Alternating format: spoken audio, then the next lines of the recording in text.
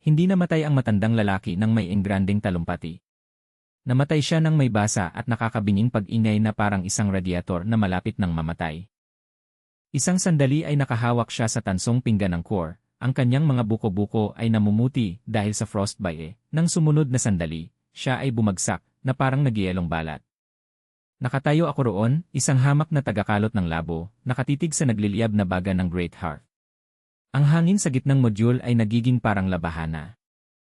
Kasalukuyang temperatura, negatibo 15 degree ni, bababa ng 1 degree ni kada 2 minuto. Abiso sa sistema, nahihina ang Heart of the Iron Ghost.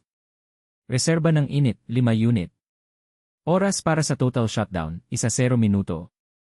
Kung mamatay ang apuyan, ang imustang bakal ay magiging 500 toneladang kabaong na bakal. Ang 300 taong nakasiksik sa mga kariton sa likuran ko ay magiging mga popsicle pagsapit ng madaling araw. Isang asul na interface ang kumurap sa aking paningin. Wala itong pakialam sa aking takot. Ang mahalaga lang ay ang bakanting espasyo. Natukoy na kandidato, Kang Taeon. Papel, slag scraper. Minamana ang pamana ng tagapangalaga ng apoy. Lien. Hindi ako nag-atubili. Itinapat ko ang kamay ko sa nagyelong biometric plate. Isang nakakapasong init ang dumapo sa braso ko, amoy ozone at sunog na buhok. Kumpleto na ang pagsisimula. Katayuan, level is a hearthkeeper. Na-trigger ang emergency restart, positibo 50 hit units, one-time bonus. Babala, pang-araw-araw na limitasyon sa paglikha, 100 units. Kasalukuyang reserba, 55 units. 50 unit. Parang isang malaking kayamanan sa loob ng 5 segundo. Pagkatapos ay tiningnan ko ang heatmap ng tren. Isa itong mahaba at manipis na linya ng pula na kumukupas patungo sa isang nakamamatay na lila. Sektor 1, mga buhi na kariton, 200 katao. Nangangailangan ng 30 unit upang umabot sa 5 degree ni Sektor 4, medical wagon, 10 pasyenteng kritikal ang lamig. Nangangailangan ng 20 unit upang mapanatili ang life support. Kabuang unit na kailangan para sa pangunahing kaligtasan, 50. Tama na ang meron ako, bulong ko, ang hinina ko ay parang makapal na ulap. Pero saka ko nakita ang mga tubo. Ang Iron Ghost ay sinauna na. Ang mga linya ng distribusyon ay puno ng maliliit na bitak. Alerto sa infrastruktura, natukoy ang thermal leakage. Pagkawala ng kuryente, 15% bawat distansya ng sektor. Agad na nagbago ang kalkulasyon. Kung susubukan kong painitin ang medical wagon, ang distansya mula sa core ay nangangahulugan na mawawalan ako ng 8 unit habang dinadala. 30 para sa mga buhay, 20 para sa mga may sakit, kasama pa ang tagas. Kulang ako ng 13 units. Mayroon akong 55 units sa kabuuan. Kung susubukan kong iligtas ang lahat, ang temperatura sa living wagon ay aabot lamang sa negatibo 2 degree ni sa ganitong hangin, kamatayan ang sentensya para sa mga bata. Pagpipilian isa, ilipat ang 35 unit sa sektor 1. Mabubuhay kung mabubuhay, mamamatay kung may sakit. Pagpipilian 2, ilipat ang 25 unit sa sektor 4 at 25 sa sektor 1. Dahan-dahang titigil ang lahat. Sistema, garalgal kong sabi, habang nakapatong ang mga daliri ko sa mga balbula. Putulin ang lahat ng daloy papunta sa sektor 4. Idiretso ang lahat papunta sa mga living wagon at sa kusina. Nakumpirma na ang aksyon. Ililipat ang 35 unit sa sektor 1. Natitirang reserba, 20 unit. Pinagmasdan ko ang mga panukat. Nanginig at tumaas ang mga karayom. Ilang minuto ang lumipas, ang malayong sigaw ng mga naghihingalo sa medical wagon ay natabunan ng malakas na dagundong ng mga tubo ng singaw na lumalawak sa sektor ng residential. 5 minuto na akong keeper, at nakapatay na ako ng 10 tao. Sumirit ang pagbukas ng mabigat na bakal na pinto ng core room. Pumasok si Kapitan Han, ang pinuno ng internal security ng tren. Para siyang isang lalaking nakabalot sa balahibo ng nilulunok, ang kamay ay nakapatong sa hawakan ng isang kalawang na kutsilyong pangkombat. Sa likuran niya ay nakatayo ang 2 maton na may mga tubo na tingga. Patay na ang matanda, sabi ni Han habang sumusulyap sa bangkay. Pagkatapos ay tumingin siya sa akin. Tumigil ka, mahilig maghilamos ng labo. Kukunin natin ang mga corky. Nilalamig ang mga tauhan ko sa kariton ng mga gwardiya, at balita ko dumilim lang ang medical block. Binibigyan niyo ang mga gwardiya ng 40 unit, ngayon din. Hindi ako gumalaw. Ang mga gwardiya ay makakakuha ng 20 unit. Iyan ang regulasyon para sa aktibidad na level 1. Kung bibigyan kita ng 40, ang kusina ay hindi magkakaroon ng sapat na tubig para pakuluan. Kung walang tubig ay nangangahulugang walang sopas. Kung walang sopas ay nangangahulugang magkakaroon ng kaguluhan pagsapit ng tanghali. Wala akong pakialam sa sopas, ungol ni Han habang papasok sa pwesto ko. Inabot niya ang kwelyo ko. Ang mahalaga sa akin ay hindi magyelo ang bota ko sa paa ko. Initin mo ako, kung hindi ay itatapon kita sa hukay ng latak at kukunin ko ito. Doble ang laki niya kaysa sa akin. May dala siyang sandata. Isa akong batang kulang sa nutrisyon na may bahid ng uling sa mukha. Sa isang patas na laban, papatayin niya ako sa loob ng 3 segundo. Pero hindi ako patas na lumaban. Ako ang tagapangalaga ng apuyan. Sistema, sabi ko sa loob. Authorization, thermal pulse. Target, lapit 1 metro. Intensity, level 1. Halaga, 2 unit. Kumpirmahin? Kumpirmahin. Biglang naging kulay seresa ang mga sahig sa ilalim ng mga paa ni Han. Ang temperatura ng hangin sa isang maliit na bula sa paligid niya ay tumaas sa 80 degree ni sa loob lamang ng 1 segundo. Sigaw ni Han, tumatalon pa atras habang nagsimulang umusok ang mga talampakan ng kanyang bota. Nagtakbuhan palayo ang kanyang mga tauhan, takot na takot sa biglaang dagundong ng mga tubo. Hindi pag-aari ng mga gwardiya ang pugon, kapitan, sabi ko, ang boses ko ay kasing lamig ng mundo sa labas. Pag-ari ito ng tren. Makakakuha ka ng 20 unit. Kapag lumapit ka ulit sa konsol na ito, ibubuga ko ang buong 50 unit reserve dito sa kwartong ito at gagawin kitang uling. Nakatitig sa akin si Han, nalalaki ang mga mata dahil sa pinaghalong sakit at bagong takot. Tiningnan niya ang kanyang mga nasusunog na bota, pagkatapos ay ang kumikislap na asul na liwanag ng core. Alam niyang nagbibiro lang ako tungkol sa pagbubuhos ng buong sama ng loob, mamamatay din ako, pero ayaw niyang itaya ang buhay niya rito. Pagsisisihan mo ito, bata, bulong niya, habang paatras na naglalakad patungo sa pinto. Kapag naubos na ang uling at mauubos na nga, ako na ang maghahawak ng Amerikana. Isinara niya ng malakas ang pinto. Natumba ako sa konsole, kumakabog ang puso ko. Nanginginig ang mga kamay ko. Tiningnan ko ang display. Kasalukuyang reserba, 18 unit. Kita, panandang pandagdag 0, hindi gumagana. Susunod na pang-araw-araw na pag-refresh, 14 na oras. Nailigtas ko ang karamihan, na ipagtanggol ang aking posisyon, at naigiit ang kontrol. Ngunit nang tiningnan ko ang status na medical wagon, offline, sa aking screen, parang abo ang aking pakiramdam sa tagumpay. Sinuri ko ang mga panlabas na sensor. Makapalang hamog na nagyelo sa salamin, pero ibinigay sa akin ng sistema ang data. Temperatura sa labas, negatibo 55 degree ni bilis ng hangin, 80 kilometro katayuan, hindi makagalaw. 100 units kada araw. Parang ang dami-dami. Pero habang tinitingnan ko ang napakalaki at nagyelong Iron Ghost, napagtanto kong ang 100 units ay halos kasing bilis lang ng isang tibok ng puso. Para mailipat ang tren na ito, para mabuhay, hindi ko kailangan ng tibok ng puso. Kailangan ko ng pugon. At malapit nang makita ng mga kolektor ng SBOR ang usok ko. Kailangan kong ilipat ang tambak na ito ng basura, kung hindi, ang init na naipon ko ay magpapainit lang sa sarili kong puntod. Buod ng bahagi 1, kasalukuyang init, 18 paghahati 100. Mga nasawi, 1-0. Mga kakampi, 0, mga kaaway, Kapitan Han, seguridad. Bagong layunin, ayusin ang pangunahing linya ng singaw sa makina. Ang umaga ay parang nagyelong tanso. Nagising akong nakasalampak sa hearth console, naninigas ang leg ko at namumula ang mga daliri ko. Ang gitnang module ay umugong ng mahina at nanginginig na ungol, ang tunog ng isang halimaw na halos hindi humihinga. Sa labas ng nakabaluti na salamin, ang mundo ay isang kawalan ng umiikot na puting kulay. Humagulgol ang hangin, pinupukpok ng buhangin ang bakal na katawan ng barko gamit ang mga kristal na yelo. Sa loob, ang Iron Multo ay isang sementeryo ng katahimikan.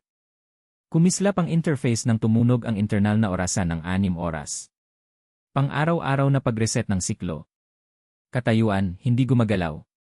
Generation, positibo 100 hit units. Kasalukuyang reserba, 18, carryover, positibo 100, bago, katumbas equals 118 units. 118. Sa papel, ito ang pinakamalakas na nakita ko. Sa totoo lang, isa itong biro. Binuksan ko ang distribution menu habang nag-iisip na ang isip ko kung ano ang dapat gawin.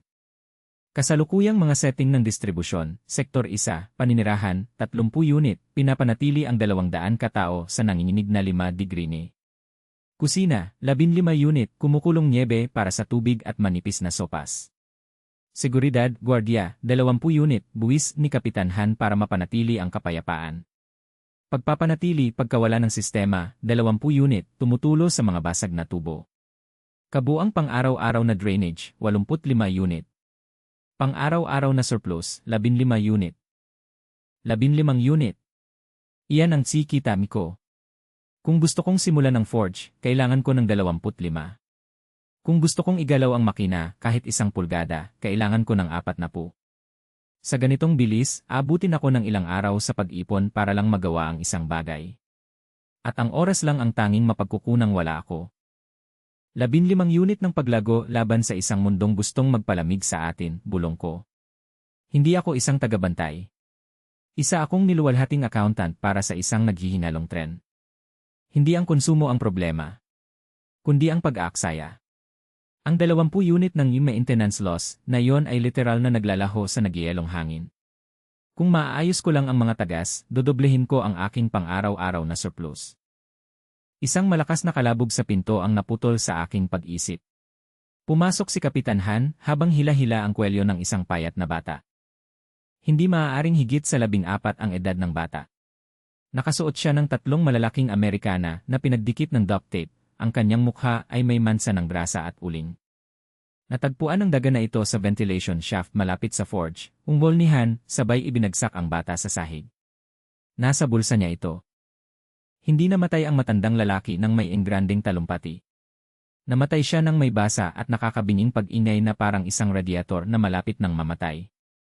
Isang sandali ay nakahawak siya sa tansong pinggan ng core. Ang kanyang mga buko-buko ay namumuti dahil sa frostbite. Nang sumunod na sandali, siya ay bumagsak na parang nagyayalong balat. Nakatayo ako roon, isang hamak na tagakalot ng labo, nakatitig sa nagliliyab na baga ng Great Heart. Ang hangin sa gitnang module ay nagiging parang labahana. Kasalukuyang temperatura, negatibo 15 degree ni, bababa ng 1 degree ni kada 2 minuto. Abiso sa sistema, nahihina ang Heart of the Iron Ghost. Reserba ng init, 5 unit. Oras para sa total shutdown, 1-0 minuto. Kung mamatay ang apuyan, ang imustang bakal ay magiging 500 toneladang kabaong na bakal. Ang 300 taong nakasiksik sa mga kariton sa likuran ko ay magiging mga popsicle pagsapit ng madaling araw. Isang asul na interface ang kumurap sa aking paningin. Wala itong pakialam sa aking takot. Ang mahalaga lang ay ang bakanting espasyo.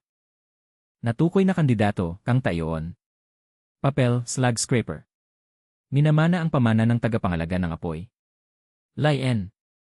Hindi ako nag-atubili. Itinapat ko ang kamay ko sa nagyelong biometric plate. Isang nakakapasong init ang dumapo sa braso ko, amoy ozone at sunog na buhok. Kumpleto na ang pagsisimula. Katayuan, level is a hearthkeeper. Na-trigger ang emergency restart, positibo 50 hit units, one-time bonus. Babala, pang-araw-araw na limitasyon sa paglikha, 100 units. Kasalukuyang reserba, 55 units. 50 unit. Parang isang malaking kayamanan sa loob ng 5 segundo. Pagkatapos ay tiningnan ko ang heat map ng tren. Isa itong mahaba at manipis na linya ng pula na kumukupas patungo sa isang nakamamatay na lila. Sektor 1, mga buhi na kariton, 200 katao. Nangangailangan ng 30 unit upang umabot sa 5 degree ni Sektor 4, medical wagon, 1-0 pasyenteng kritikal ang lamig. Nangangailangan ng 20 unit upang mapanatili ang life support. Kabuang unit na kailangan para sa pangunahing kaligtasan, 50. Tama na ang meron ako, bulong ko, ang hininga ko ay parang makapal na ulap. Pero saka ko nakita ang mga tubo. Ang Iron Ghost ay sinauna na. Ang mga linya ng distribusyon ay puno ng maliliit na bitak. Alerto sa infrastruktura, natukoy ang thermal leakage. Pagkawala ng kuryente, 15% bawat distansya ng sektor. Agad na nagbago ang kalkulasyon. Kung susubukan kong painitin ang medical wagon, ang distansya mula sa core ay nangangahulugan na mawawalan ako ng 8 unit habang dinadala. 30 para sa mga buhay, 20 para sa mga may sakit, kasama pa ang tagas. Kulang ako ng 13 units. Mayroon akong 55 units sa kabuuan. Kung susubukan kong iligtas ang lahat, ang temperatura sa living wagon ay aabot lamang sa -2 degree ni sa ganitong hangin, kamatayan ang sentensya para sa mga bata. Pagpipilian isa, ilipat ang 35 unit sa sektor isa. Mabubuhay kung mabubuhay, mamamatay kung may sakit. Pagpipilian 2, ilipat ang 25 unit sa sektor 4 at 25 sa sektor isa. Dahan-dahang titigil ang lahat. Sistema, garalgal kong sabi, habang nakapatong ang mga daliri ko sa mga balbula. Putulin ang lahat ng daloy papunta sa sektor 4. Idiretso ang lahat papunta sa mga living wagon at sa kusina. Nakumpirma na ang aksyon. Ililipat ang 35 unit sa sektor 1. Natitirang reserba, 20 unit. Pinagmasdan ko ang mga panukat. Nanginig at tumaas ang mga karayom. Ilang minuto ang lumipas, ang malayong sigaw ng mga naghihinalo sa medical wagon ay natabunan ng malakas na dagundong ng mga tubo ng singaw na lumalawak sa sektor ng residential. 5 minuto na akong keeper, at nakapatay na ako ng 10 tao. Sumirit ang pagbukas ng mabigat na bakal na pinto ng core room. Pumasok si Kapitan Han, ang pinuno ng internal security ng tren. Para siyang isang lalaking nakabalot sa balahibo ng nilulunok, ang kamay ay nakapatong sa hawakan ng isang kalawang na kutsilyong pangkombat. Sa likuran niya ay nakatayo ang 2 maton na may mga tubo na tingga. Patay na ang matanda, sabi ni Han habang sumusulyap sa bangkay. Pagkatapos ay tumingin siya sa akin. Tumigil ka, mahilig maghilamos ng labo. Kukunin natin ang mga corky. Nilalamig ang mga tauhan ko sa kariton ng mga gwardiya, at balita ko dumilim lang ang medical block. Binibigyan niyo ang mga gwardiya ng 40 unit, ngayon din. Hindi ako gumalaw. Ang mga gwardiya ay makakakuha ng 20 unit. Iyan ang regulasyon para sa aktibidad na level 1. Kung bibigyan kita ng 40, ang kusina ay hindi magkakaroon ng sapat na tubig para pakuluan. Kung walang tubig ay nangangahulugang walang sopas. Kung walang sopas ay nangangahulugang magkakaroon ng kaguluhan pagsapit ng tanghali. Wala akong pakialam sa sopas, ungol ni Han habang papasok sa pwesto ko. Inabot niya ang kwelyo ko. Ang mahalaga sa akin ay hindi magyelo ang bota ko sa paa ko. Initin mo ako, kung hindi ay itatapon kita sa hukay ng latak at kukunin ko ito. Doble ang laki niya kaysa sa akin. May dala siyang sandata. Isa akong batang kulang sa nutrisyon na may bahid ng uling sa mukha. Sa isang patas na laban, papatayin niya ako sa loob ng 3 segundo. Pero hindi ako patas na lumaban. Ako ang tagapangalaga ng apuyan. Sistema, sabi ko sa loob. Authorization, thermal pulse. Target, lapit 1 metro. Intensity, level 1. Halaga, 2 unit. Kumpirmahin? Kumpirmahin. Biglang naging kulay seresa ang mga sahig sa ilalim ng mga paa ni Han. Ang temperatura ng hangin sa isang maliit na bula sa paligid niya ay tumaas sa 80 degree ni sa loob lamang ng 1 segundo.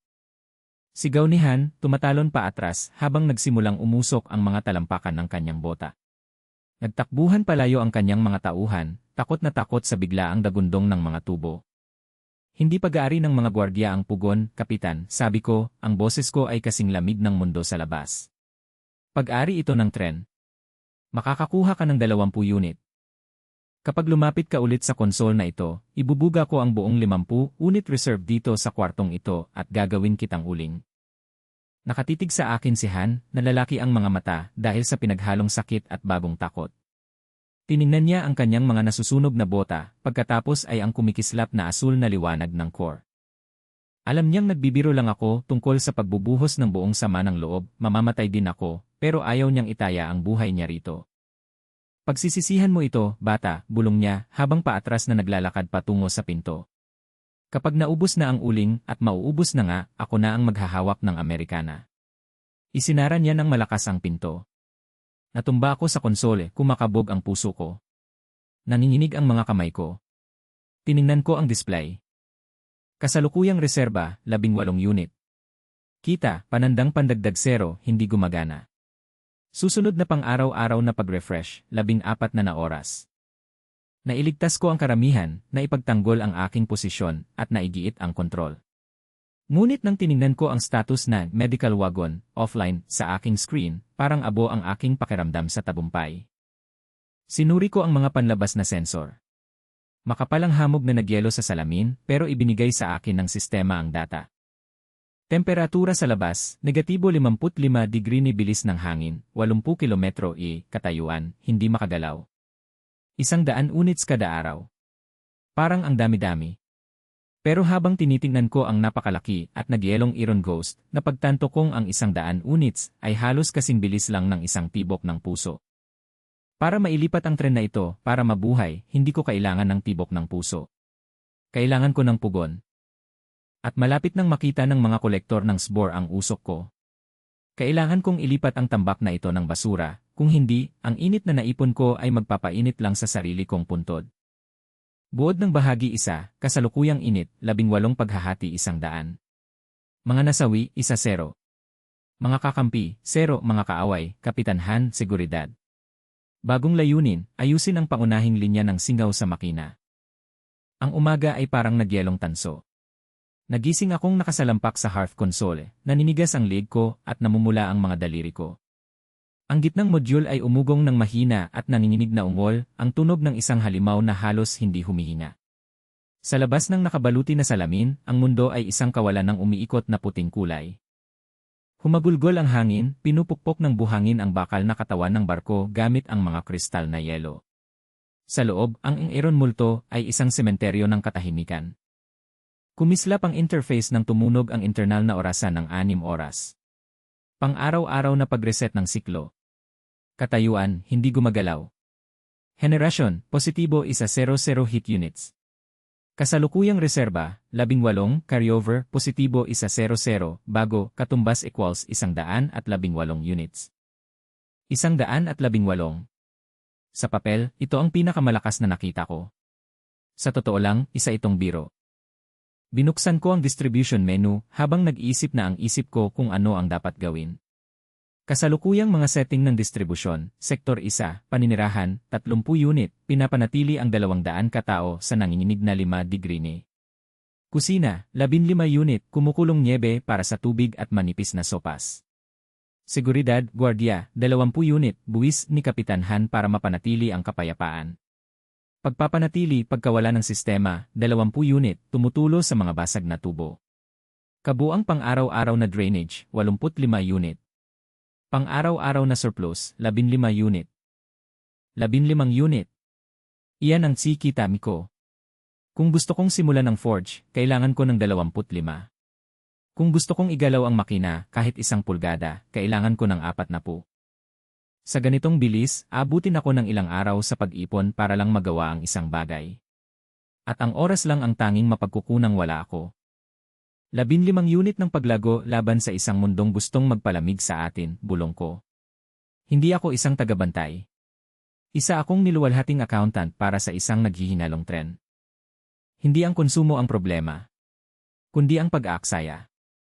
Ang 20 unit ng maintenance loss na yon ay literal na naglalaho sa nagyayalong hangin. Kung maaayos ko lang ang mga tagas, dodoblehin ko ang aking pang-araw-araw na surplus. Isang malakas na kalabog sa pinto ang naputol sa aking pag-isip. Pumasok si Kapitan Han habang hila-hila ang kwelyo ng isang payat na bata. Hindi maaaring higit sa 14 ang edad ng bata. Nakasuot siya ng 3 malalaking Amerikana na pinagdikit ng duct tape, ang kanyang mukha ay may mansa ng grasa at uling. Natagpuan ng daga na ito sa ventilation shaft malapit sa forge, unggol ni Han, sabay ibinagsak ang bata sa sahig. Nasa bulsa niya ito. Inihagis ni Han ang isang mabigat na bagay na tanso sa aking console. Isang pressure release valve. Mataas na kalidad na tanso, pinakintab at bihira. Lisu, nakilala ko siya. Isa siya sa mga daga sa tunel, mga batang nakatira sa mga crawl space sa pagitan ng panloob at panlabas ng mga katawan ng barko. Kadalasan ay hindi sila nakakapinsala, mga kumakain ng mga tira-tirang bagay.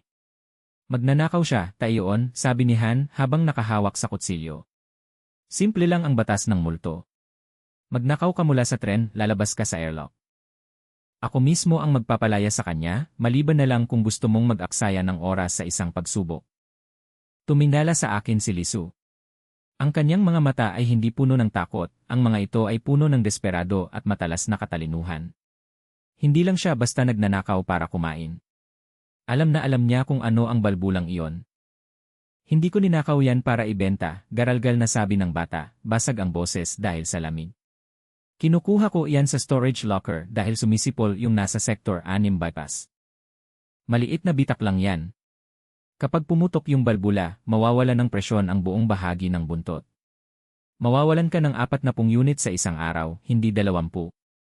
Ngumisi si Han. Nagsisinungaling siya para iligtas ang lead niya. Hayaan mo akong ihagis siya.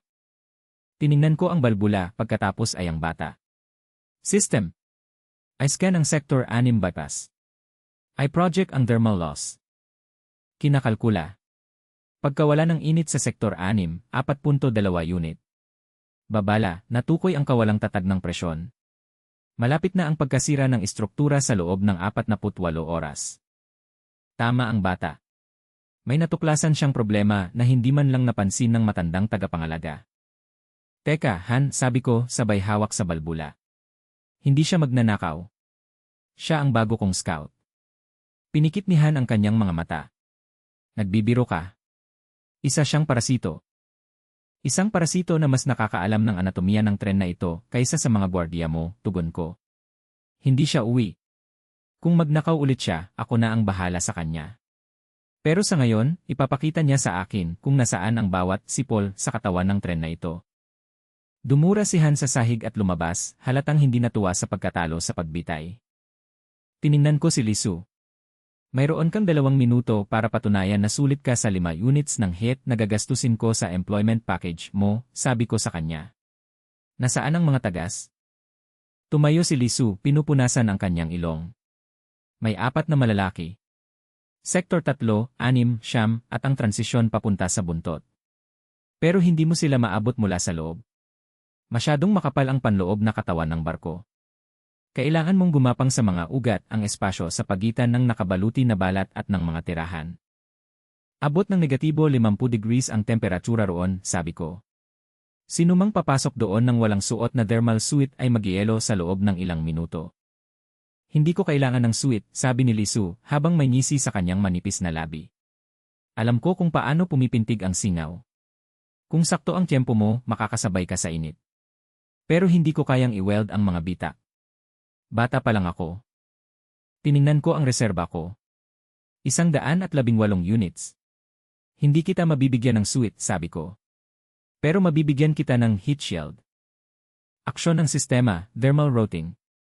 Target, Lisu. Tagal, 1 oras. Gastos, 5 unit.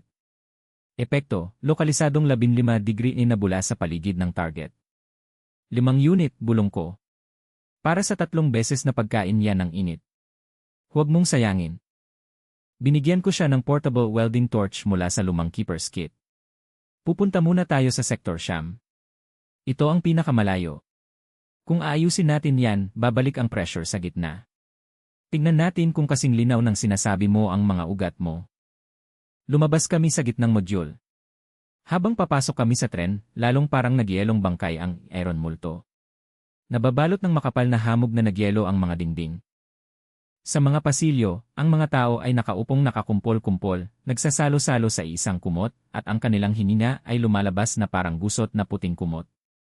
Tiningnan nila ako, ang bagong tagapangalaga, na may halong pag-asa at malalim at nag-aalab na sama ng loob. Alam nilang may kapangyarihan akong painitin ang kanilang loob, at alam nilang pinipili kong huwag gawin yon. Huwag mo silang tingnan, bulong ni Lisu, sabay bukas ng isang maintenance hatch. Kung sisimulan mong isipin ang kanilang mga daliri sa paa, makakalimutan mong bilangin ang mga unit. Ganoon namatay ang huling lalaki. Sinubukan niyang painitin ang lahat, pinatakbo ang heart sa 0, at tuluyang nagyelo ang makina. Tama siya. Pragmatismo lang ang hindi nagyelo. Bumagsak kami sa mga ugat. Isa itong bangungot ng mga kinakalawang na tubo, tulis-tulis na bakal, at matinding dilim. Kumislap ang panloob kong mapa na nagbibigay diin sa mga tagas sa kumikinang na pula. Hiss! Maliit na tunog iyon parang ahas. Pero sa katahimikan ng crawl space, parang sigaw iyon. Ayan, itinuro ni Lisu. Isang pangunahing tubo ng sangandaan ang naglalabas ng patuloy na daloy ng singaw na may mataas na presyon direkta sa panlabas na katawan ng barko. Ang bakal ay kumikinang ng kulay maputlang kulay kahel, sinasayang ang enerhiya nito sa pagsisikap na painitin ang buong disyerto sa labas. Nakita ang tagas. Antas ng pagkawala, 6 na unit araw. Ayusin mo, utos ko. Habang papalapit si Lisu sa tubo, ang kanyang maliit na katawan ay nababalot ng asul na liwanag ng panangga sa init na binabayaran ko, binuksan ko ang aking menu. Para maayos itong matakpan, kailangang malamig ang tubo. Taktikal na desisyon, ilipat ang daloy ng init. Opsyon, bawasan ang init sa storage wagon, Sektor 8, sa loob ng 30 minuto. Panganib, maaaring magyelo ang mga supply ng pagkain, na magiging sanhi ng pagkalutong ng mga crackers, at hindi makakain ang pinatuyong karne. Gen, perpektong selyo sa sangandaan ng Sektor 9. Gawin mo, bulong ko. Pwede tayong kumain ng frozen crackers. Hindi natin pwedeng kainin ang lost heat. Umungol ang karito ng imbakan habang bumababa ang temperatura sa loob. Sa pamamagitan ng mga panloob na sensor ng barko, naririnig ko ang ritmikong pagkalabog-kalabog-kalabog ng mga tuyong rasyon na nagyayelo. Ang aking food integrity bar ay bumaba sa dilaw. Malutong ang mga rasyon pero malamig ang tubo, bulong ko, habang nakatuon ang mga mata sa timer. Sige, Lisu. Mayroon kang 6 na minuto. Hindi nag-aksaya ng kahit isang segundo ang bata. Gumalaw siya na parang anino, ang kanyang maliliit na kamay ay gumagamit ng welding torch nang may katumpakan na nagpasakit sa aking puso. Ginugol ng batang ito ang buong buhay niya sa dilim, pinag-aralan ang anatomiya ng isang namamatay na makina. Sa bughaw na liwanag ng heat shield, para siyang isang maliit at kumikislap na multo. Hilayara, tumagal na ang hinang. Tumigil na ang pagsitsit. Nalutas na ang tagas, Sektor 9. Kahusayan ng sistema, panandang pandagdag 6%. Nabawasan ang pang-araw-araw na pagkalugi, 24 na unit. Isa na lang ang natira, hingal na sabi ni Lisu, hirap na hirap habang kumikislap ang heat shield. Susunod ang bypass sa Sektor 6. Mas malaki ito. Mas malaki. Naglakbay kami sa gitna ng mga ugat, ang katahimikan ng tren ay sumisiksik sa amin. Ngunit habang papalapit kami sa kalagitnaan, ang katahimikan ay nabasag. Hindi ng isang sutsot, kundi ng isang basang tunog ng pagkayod. Natigilan ako. Biglang lumawak ang panloob kong mapakasabay ng isang ritmo at pumipintig na init na hindi galing sa tao. Gumagalaw ito sa mga bentilasyon, kahilera ng mga linya ng singaw. Babala, natukoy ang biolohikal na anomalya. Lagda ng pathogen parasito, frost crawler. Lisu, bumalik ka, bulong ko, habang hinihila siya papasok sa isang makitid na siwang sa pagitan ng dalawang tadyang. Mula sa kadiliman ng isang napakalaking butas ng pagpasok ng hangin, isang nilalang ang lumitaw. Mukha itong lobo na binalatan at pagkatapos ay inilublob sa likidong nitroheno. Ang balat nito ay parang yelong translucent, ang mga mata nito ay kumikinang sa mahina at mandaragit na asul. Ito ang mga kumakain ng mga nagyelo, mga nilalang na hindi kumakain ng karne, kumakain sila ng init. Naramdaman kami ng frost crawler. Nagsimula itong gumalaw patungo sa bypass pipe ng Sektor 6. Ayaw nito sa amin, gusto nito ang init na tumatagas mula sa basag na balbula. Kung madampi nito ang tubo, ang nagyelong katawan nito ay magdudulot ng thermal shock, na mababasag ang tanso at ilalabas ang buong reserbang singaw sa isang pagsabog lamang. Antas ng banta, kritikal. Tinatayang pagkawala ng sistema sa paglabag, 80 unit. Hindi ko kayang labanan yan, napagtanto ko, habang hinihigpitan ang pagkakahawak ko sa flashlight. Kung tatawagin ko ang mga gwardiya, babarilin nila, hindi tatama at tatamaan ang mga tubo. Lahat tayo ay pakuluan ng buhay. Gutom na yan, bulong ni Lisu habang naangatal ang mga ngipin. Gusto na nitong tumagas. Kung gayon, bibigyan ko ito ng mas malaki, sabi ko, habang mabilis na iniisip ang mga taktikal na opsyon. Tiningnan ko ang mapa.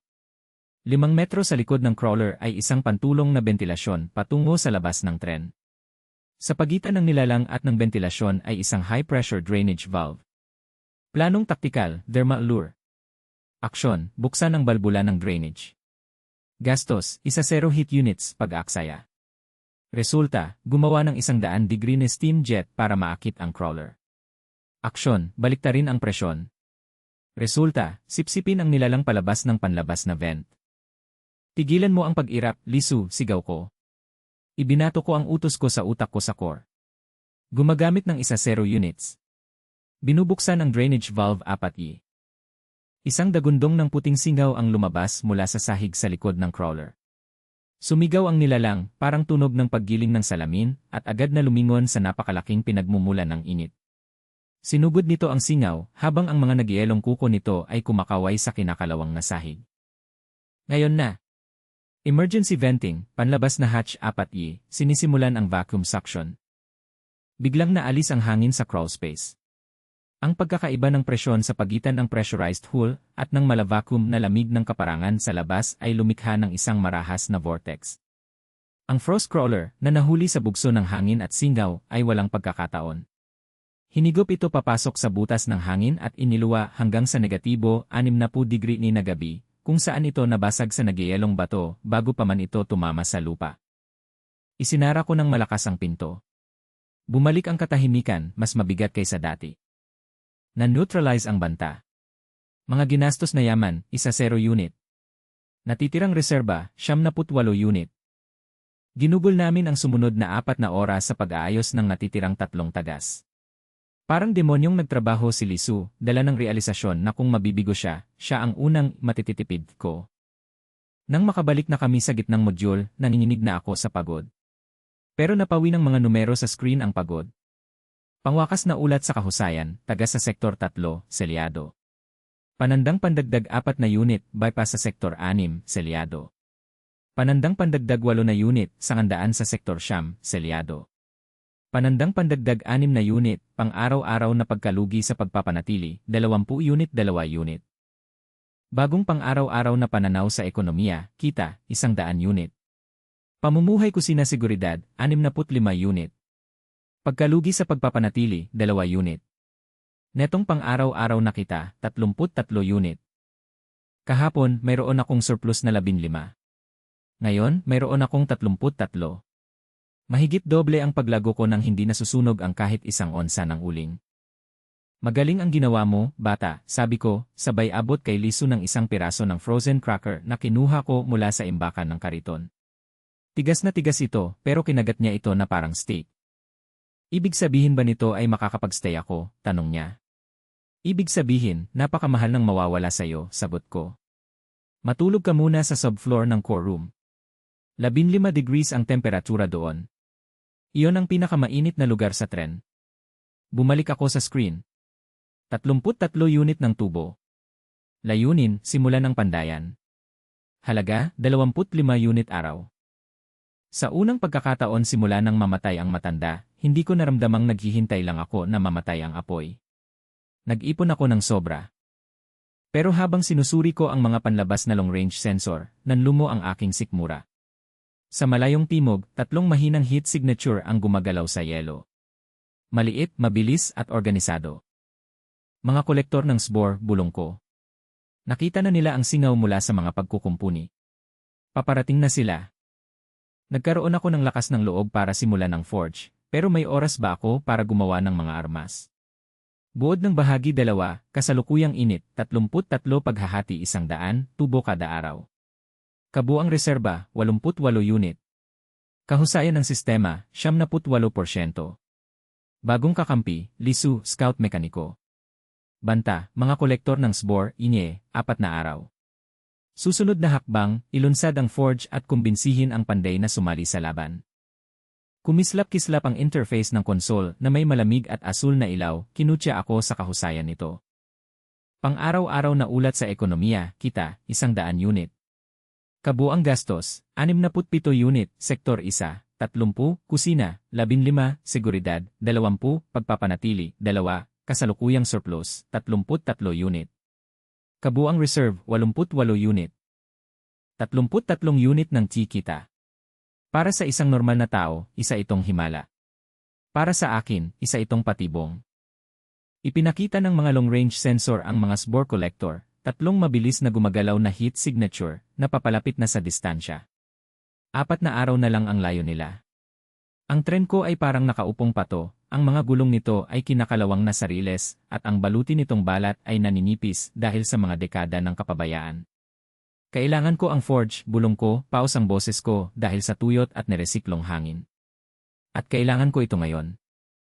Binuksan ko ang submenu para sa Sektor 5, ang module na industrial. Module, malakas na pandayan, katayuan, offline. Gasto sa pag-activate, 25 unit araw.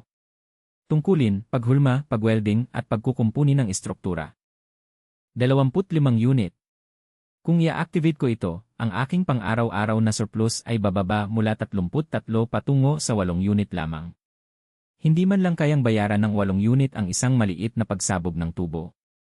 Isa akong sugarol na malapit ng mamatay at ang bahay ay parang nagyelong disyerto.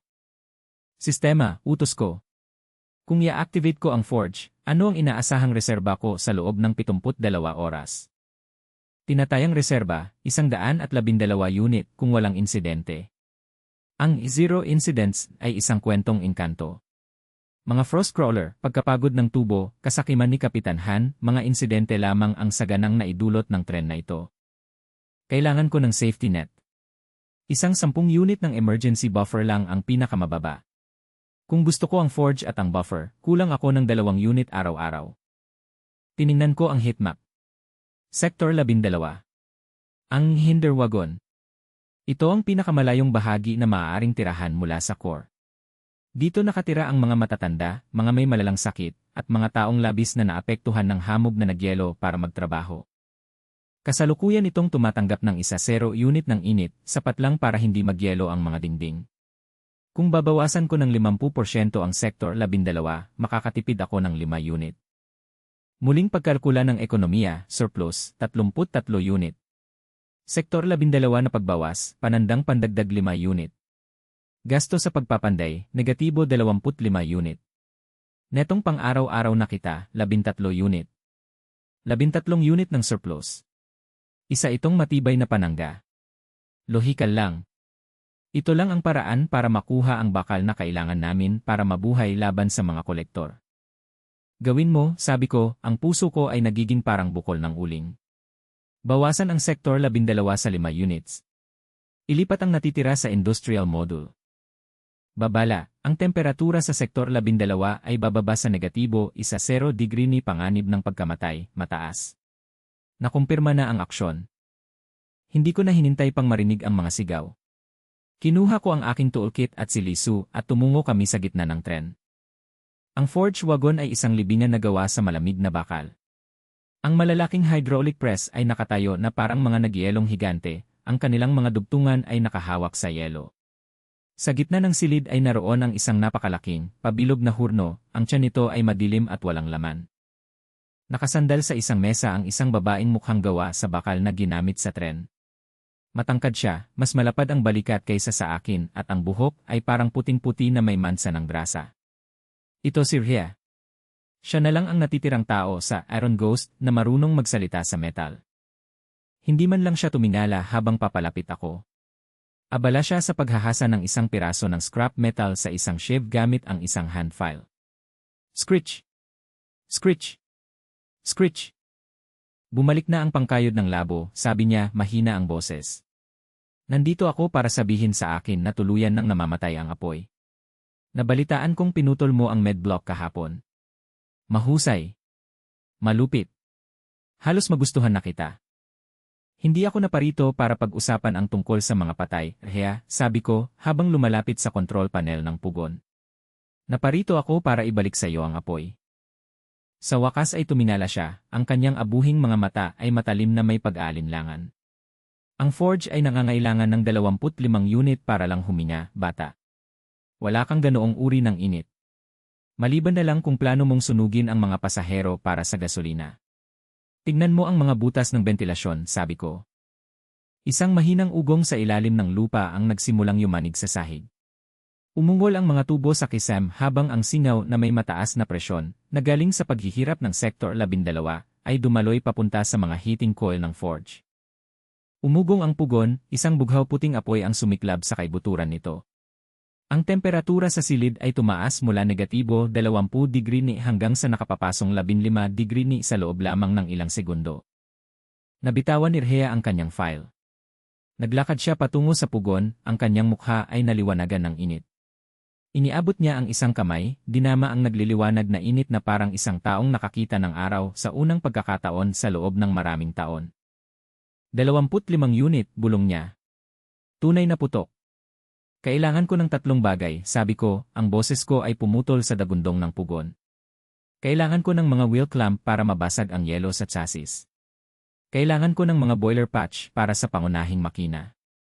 At kailangan ko ng mga armas. Mga salapang, mga tornilyo, anumang bagay na maaaring tumagos sa baluti ng sled ng isang kolektor ng SBOR.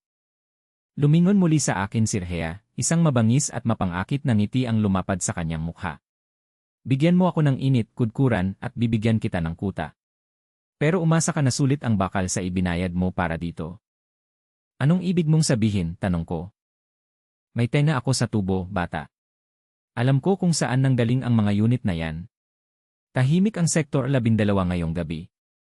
Walang iyak. Walang ubo. Tunog lang ng hamog na bumabalot ang naririnig. Hindi ako sumagot. Trabaho, sabi ko at naglakad palayo. Nang gabing iyon, ang tren ay nahati sa 2 mundo. Sa module na industrial, ito ay ika-4 ng Hulyo. Umalinggaw sa katawan ng barko ang ritmikong kalansing sitsit ng mga hydraulic press at ang klang-klang-klang ng martilyo ni Rhea. Nagpo-produce kami. Lumalago kami. Pero sa likod ng aking isipan, patuloy na tumatakbo ang sistema. Paunawa sa sistema, Sektor 12 ambient temp, negatibo 12 degree ni. Pagsubaybay sa vital signs, 12% pagbaba sa average na heart rate ng Sektor 12. Naupo ako sa courtroom, nakatitig sa mga numero.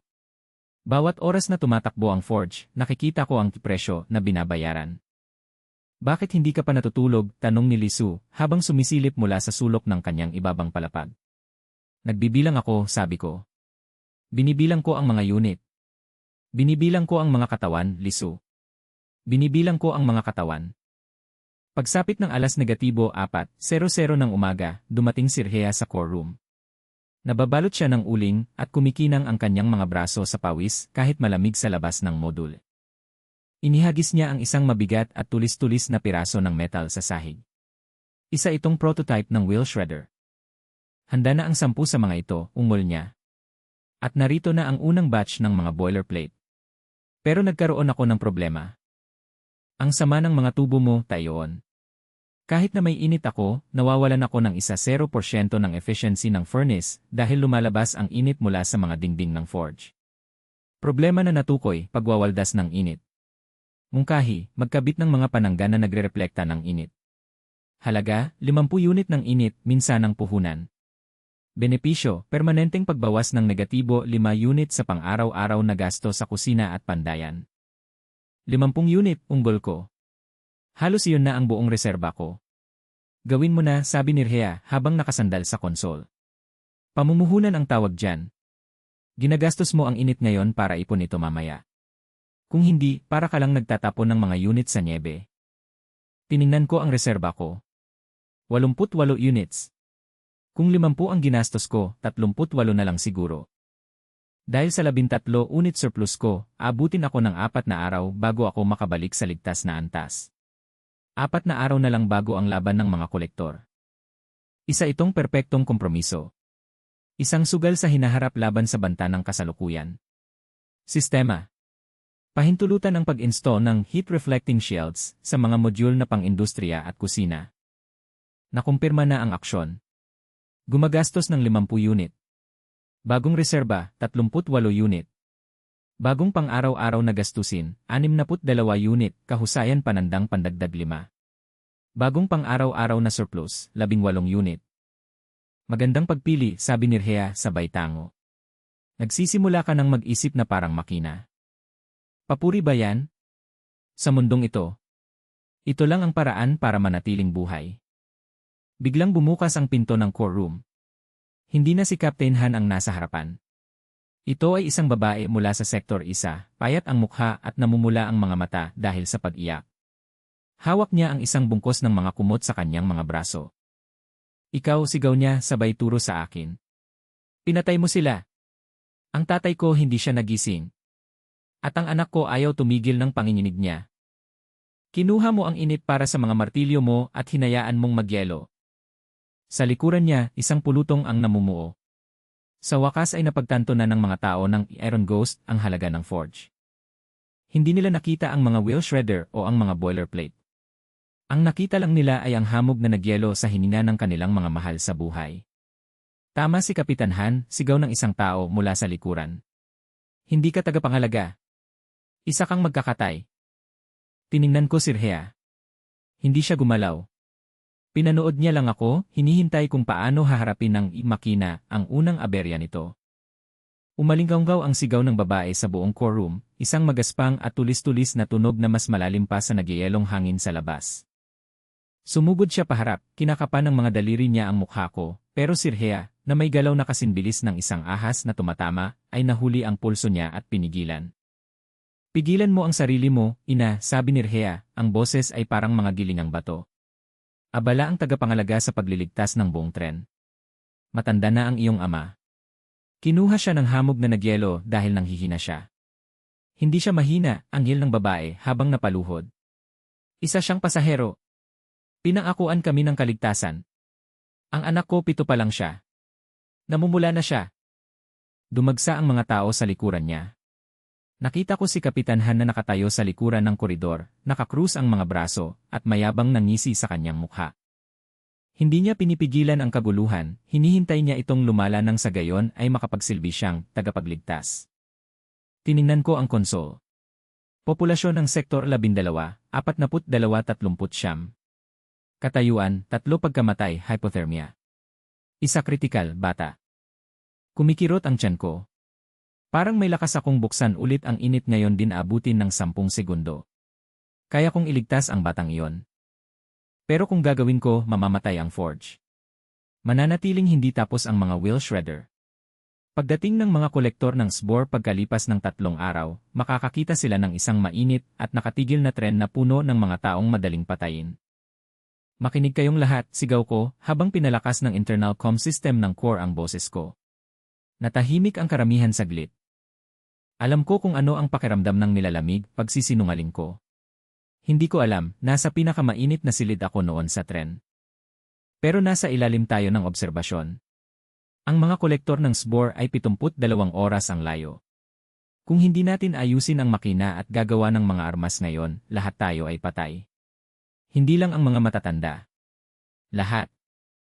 Mamamatay pa rin tayo, sigaw ng isang lalaki mula sa likuran. Ano ang pagkakaiba kung mamatay tayo ng mainit o mamatay sa ilalim ng salapang?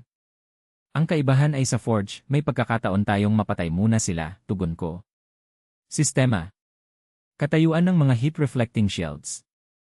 Mga kalasag na naka-install, 100%. Pagtaas ng kahusayan, panandang pandagdag 5 unit araw-araw.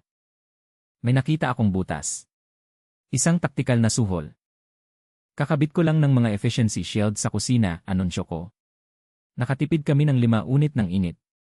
Hindi ko na ibabalik ang mga yon sa forge. Ipapadala ko ang mga ito sa mga tubo sa sahig ng living wagon at dadagdagan ko ang rasyon ng sopas ng kusina ng 20% sa susunod na 2 araw. Aksyon, ilipat ang 5 surplus units sa Sector 1 at kitchen. Bagong pang-araw-araw na surplus, 18-13 units. Para itong isang patak sa karagatan. Hindi magiging mainit ang Sektor 12 kung 5 unit lang ang gagamitin, pero gagawin itong medyo, hindi gaanong nakamamatay ang sahig sa Sektor 1. Sapat na yon para masira ang momentum ng mga tao. Nagsimula silang magbulungan. Dagdag na sopas. Mainit na sahig. Nawala ang ngisi ni Kapitan Han. Nakita niyang unti-unting nawawala ang pagkakataon niyang agawin ang kapangyarihan. Bumalik na kayo sa mga bagon niyo, sabi ko, tumigas ang boses. Magbubukas ang kusina sa loob ng 10 minuto. Kung wala ka roon, hindi ka kakain.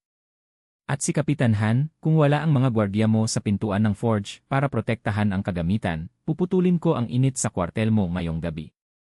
Lahat ng ito. Sinamaan ako ng tinginihan pagkatapos ay umutos ng malakas sa kanyang mga tauhan.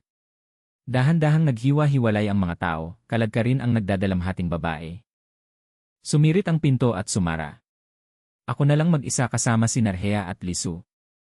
5 unit para sa sopas, natatawang sabi ni Rhea, habang pinupunasan ang uling sa kanyang noo. Isa ka ng politiko ngayon, Tayon. Isang maruming politiko.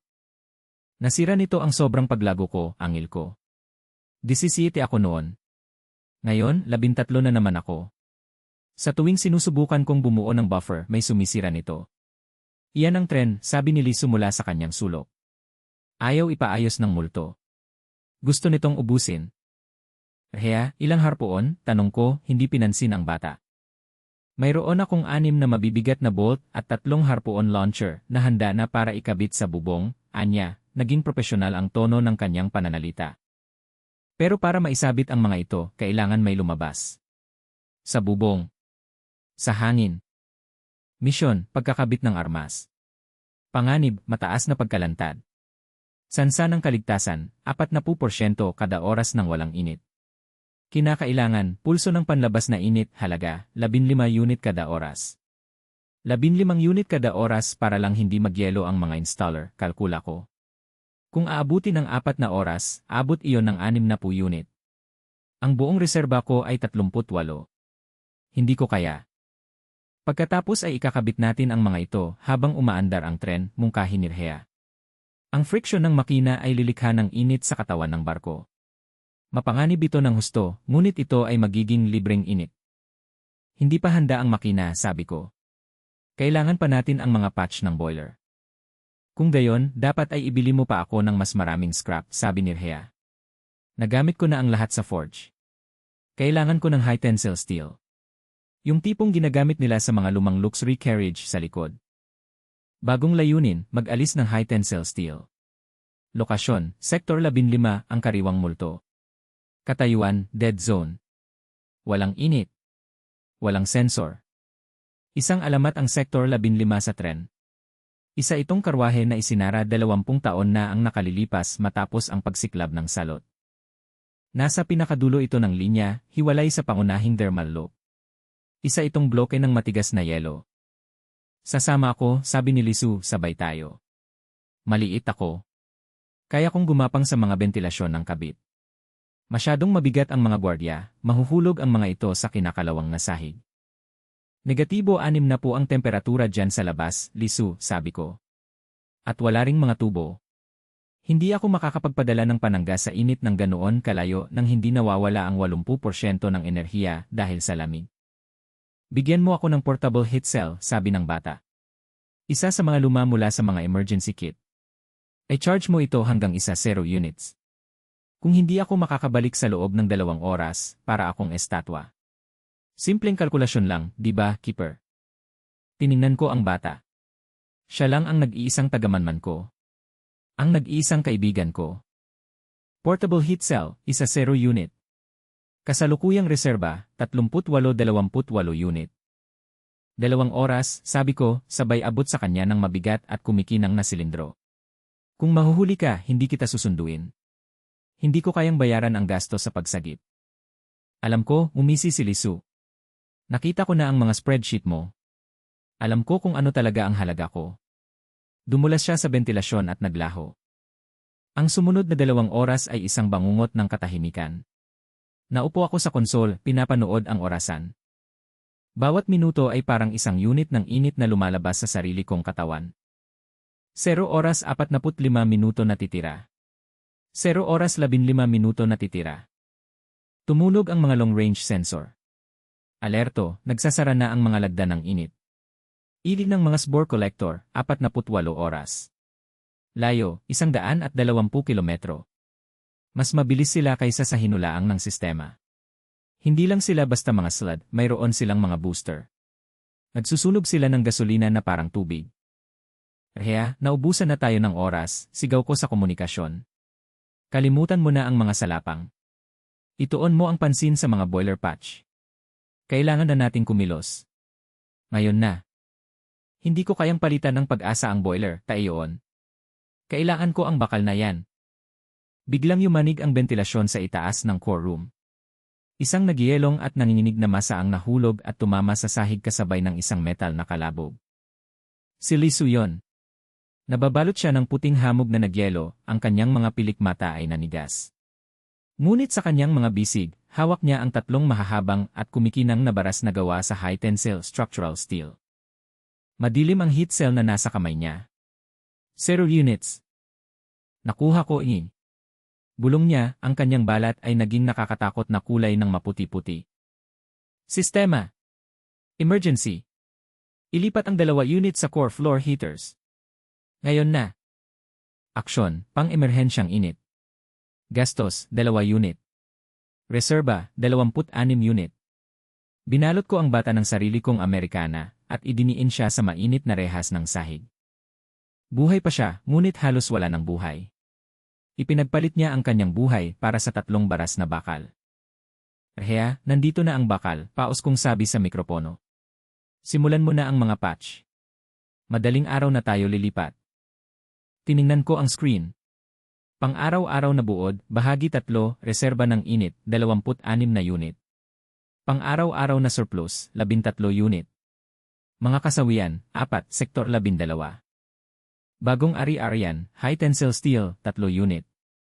Bagong ari-arian, operasyonal na forge, bahagyang operasyon. Banta, mga kolektor ng SBOR, 48 oras. Nasa akin ang bakal. Nasa akin ang forge. Pero mayroon akong naghihingalong scout, isang nagdadalamhating tren, at isang reserba na napakakaunti na kaya't sa isang basag na bintana lang ay kayang pumatay sa aming lahat. Tiningnan ko ang buton na i-move sa engine console. Kulay gray ito. Kailangan ko ng 40 units para lang mapaikot ang mga bulong ko. 26 lang ang meron ako. Para makuha ang 14 na unit na yon, kailangan kong ilipat ang init sa ibang lugar. At iisa na lang ang natitirang lugar para putulin. Ang kusina. Kung puputulin ko ang kusina, walang sabaw. Walang tubig. At ang kaguluhang napigilan ko lang ay mauwi sa isang massacre. Isa pang araw, sabi ko sa tahimik na core. Bigyan mo lang ako ng isa pang araw ng init. Hindi sumagot ang core. Pumitik lang ito ng mahina at maindayog na pula. Namumula ang mga matang nakatingin sa akin. Kasalukuyang reserba, 26 na unit. Kailangan sa pag-aapoy ng makina, 40 unit. Katayuan, hindi nakagalaw. Tiningnan ko ang toggle na in-kitchen sa screen. Kumikinang ito ng malambot at nakakaakit na kulay kahel. Sa sektor 1, 200 tao ang naghihintay para sa kanilang mangkok ng mainit at matubig na sabaw sa umaga. Ito lamang ang nagpapanatili ng kanilang likidong dugo. Sistema, bulong ko. I deactivate ang kitchen module ng 24 na oras. Ilipat ang lahat ng thermal output sa engine preheater. Babala, ang pag-deactivate ng kusina ay magpipigil sa lahat ng paglilinis ng tubig. Mapipilitan ang mga pasahero na kumain ng hindi pa naprosesong nyebe.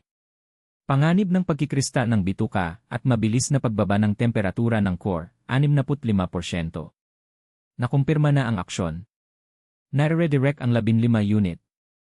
Bagong reserba, 41 unit. System safety buffer, 1 unit. Isang 1 unit buffer. Kung may isang tubo ng singaw na sasabog o may bintana na mababasag sa hangin, babagsak ang sistema.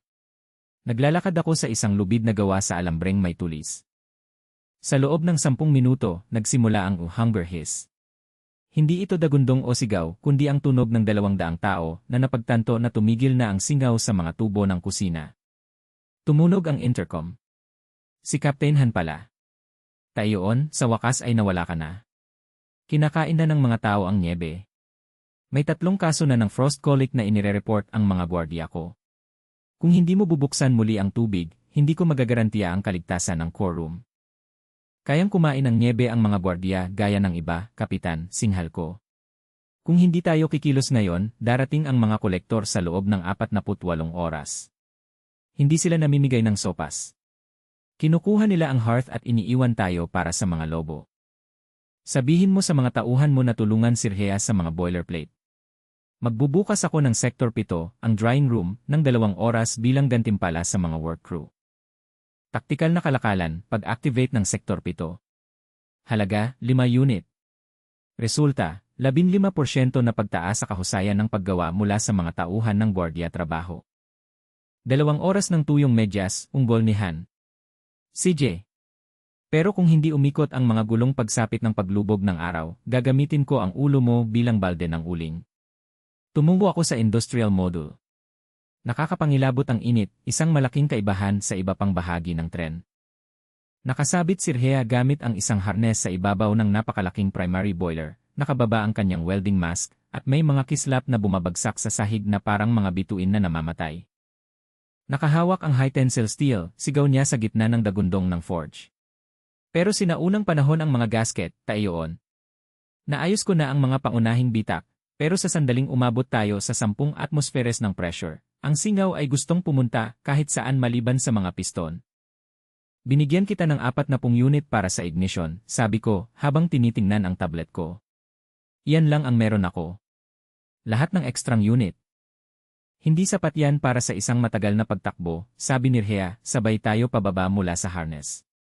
Pinunasan niya ang grasa sa kanyang noo. Kikilos tayo. Pero kikilos tayo na parang pagong nabali ang binti. Kung gusto nating malampasan ang mga sled na yon, kailangan natin ng mas mahusay na thermal loop. Nandoon lang ang medblock, sumisipsip ng 20 unit kada araw para sa 10 bakanteng kama. Sayang lang ang espasyo. Tiningnan ko ang datos ng medblock. Dahil binawasan ko na ang heat noong unang araw, 3 pasyente na lang ang natitira at wala na silang magagawa pa. Hindi ko puputulin ang medblock, sabi ko. Iko-convert ko lang ito. Proyekto sa infrastruktura, Greenhouse Alpha. Halaga, 35 unit, minsanang pagpapalit. Tungkulin, hydroponic moss at vitamina-rich lichen. Pangmatagalang benepisyo, positibo 0% pagpapanatili ng pagkain, panandang pandagdag 5% kalidad ng oksiheno, negatibo 5 unit pang araw-araw na gastos sa kusina. Isang hardin? Tumawa si Rhea. Niebe na tayo at nagtatanim ka ng mga bulaklak. Hindi yan mga bulaklak, Rhea. Hangin at bitamina yan. Kung lilipat tayo, makukulong tayo sa lata na ito ng ilang linggo. Kung tuyong crackers lang ang kakainin ng mga pasahero, magkakascurvy sila at mamamatay bago pa tayo makarating sa susunod na istasyon ng karbon. Kailangan natin ng sistemang magbabalik ng sigla. 35 unit, sumipol siya. Saan mo naman nakukuha yan?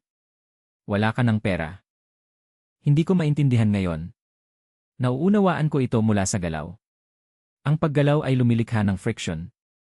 Ang friction ay lumilikha ng kinetic heat. Kung mapapabilis ko ang ghost ng hanggang 20 kilometro kada oras, ang external Hall friction ay bubuo ng karagdagang 30 unit ng init kada oras. Pagbawi ng kinetic heat, nakalock. Kinakailangan, bilis 20 kilometro a. Isa itong sugal, bulong ni Lisu mula sa likod ng isang tumpok ng mga kahon. Mas maganda ang itsura niya, ngunit maputla pa rin ang kanyang balat. Kung masyadong nagyelo ang mga riles, hindi tayo aabot sa 20.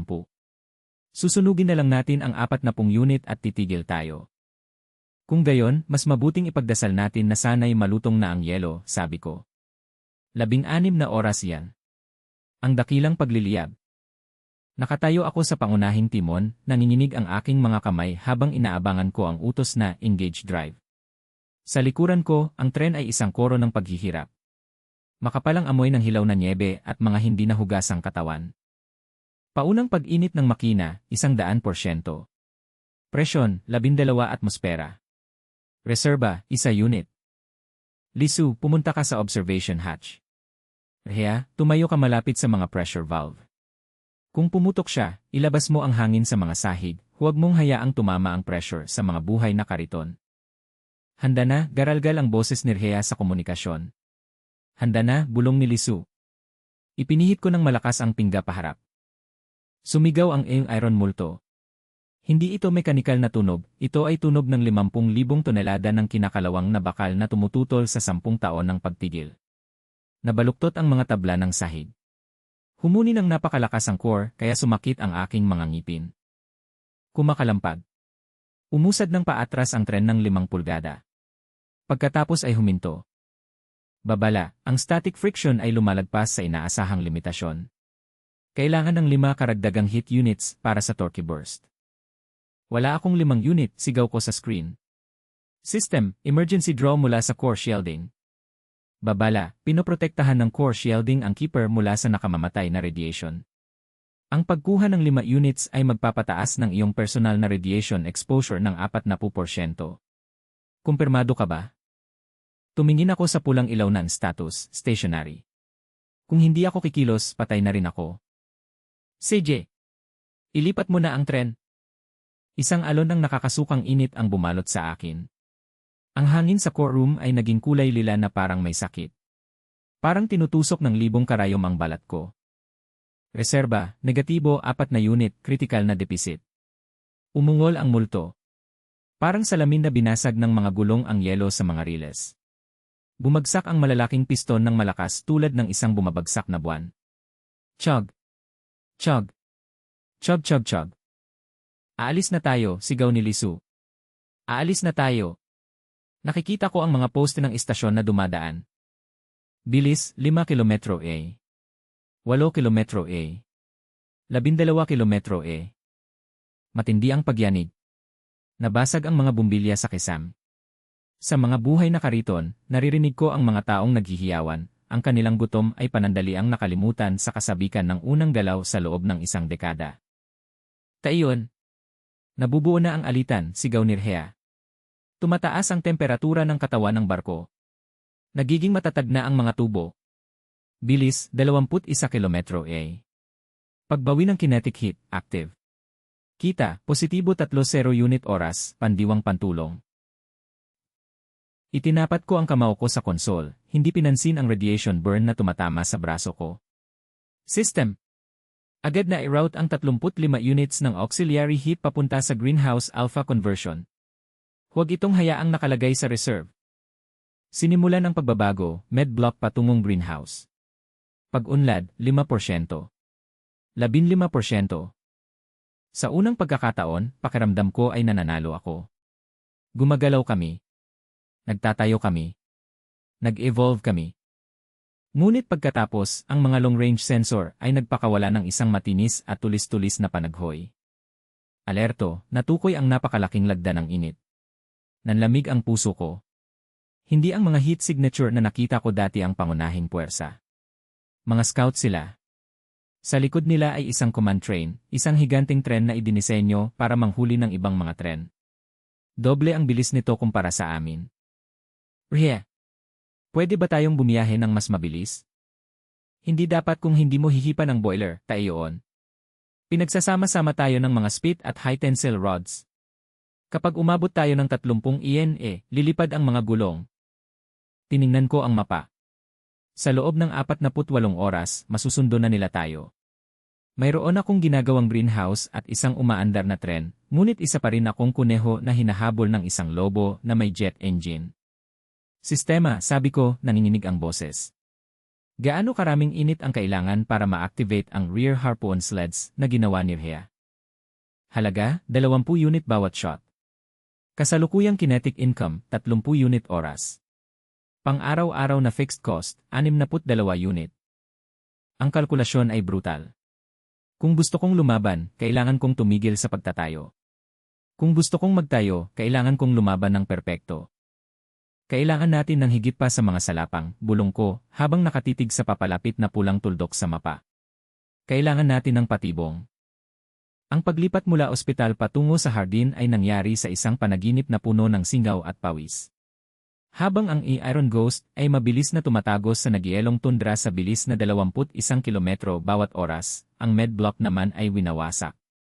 Ang mga tauhan ni Rhea, karamihan ay mga gwardya na sinuhulan ng pangakong dagdag na init, ay nagtanggal ng mga kinakalawang na gurney at mga yi-stand na nabasag dahil sa nagyelo. Sa halip, naglagay sila ng sunod-sunod na patong-patong na mga labangan na may lining na tingga. Ang kinetic heat na nakukuha ko mula sa friction ng hull ay direktang ibinobomba papunta sa mga floor pipe ng Sector 4. Pagbabago ng greenhouse alpha, 85% kompleto. Mga kondisyon ng atmosfera, 22 degree ni, 65% humidity. Pumasok ako sa module para sa huling inspeksyon. Para akong ibang planeta. Makapal, mabigat, at amoy basang lupa at tanso ang hangin, isang malaking kaibahan sa baog at tuyong yelong amoy ng iba pang bahagi ng tren. Sa mga labangan, ang mga unang batch ng Iron Lichen at Steam Moss ay nagsisimula ng pumitik na may mahinang, bioluminescent na berde. Ang ganda, bulong ni Lisu habang hinahawakan ang isang dahon. Namumula ang mukha niya sa init. Hindi pa ako nakakita ng anumang berde. Hindi talaga. Hindi ito para tingnan, Lisu, sabi ko habang tinitingnan ang tablet ko. Para itong kainin. Bawat gramo ng lumot na itinatanim natin dito ay 1 gramo ng uling na hindi natin kailangang sunugin para sa paglilinis ng tubig. Sinasala ng lumot ang tubig tabang at nagbibigay ng mga pangunahing sustansya. Ito ang baga ng tren na ito. Pag-update ng sistema, Greenhouse Alpha Online. Pangmatagalang epekto sa ekonomiya, negatibo 5 unit araw-araw, kusina tubig. Kasalukuyang netong surplus sa araw-araw, paglipat, positibo 25 unit. Pero gutom pa rin tayo ngayon, ungol ng isang boses mula sa pintuan. Ito ay isang lalaking nagngangalang Miller, isang dating minero ng tingga na naging hindi opisyal na tagapagsalita para sa mga kariton ng T-Hinder. Mukha siyang kalansay na nakabalot sa abuhing basahan. Sa likuran niya ay nakatayo ang 12 iba pa, ang kanilang mga mata ay walang buhay at desperado. Umiikot ang mga gulong, tagapangalaga, sabi ni Miller, basag ang boses. Pero walang laman ang ating mga tiyan. Pinatay mo ang kusina para paandarin ang makina.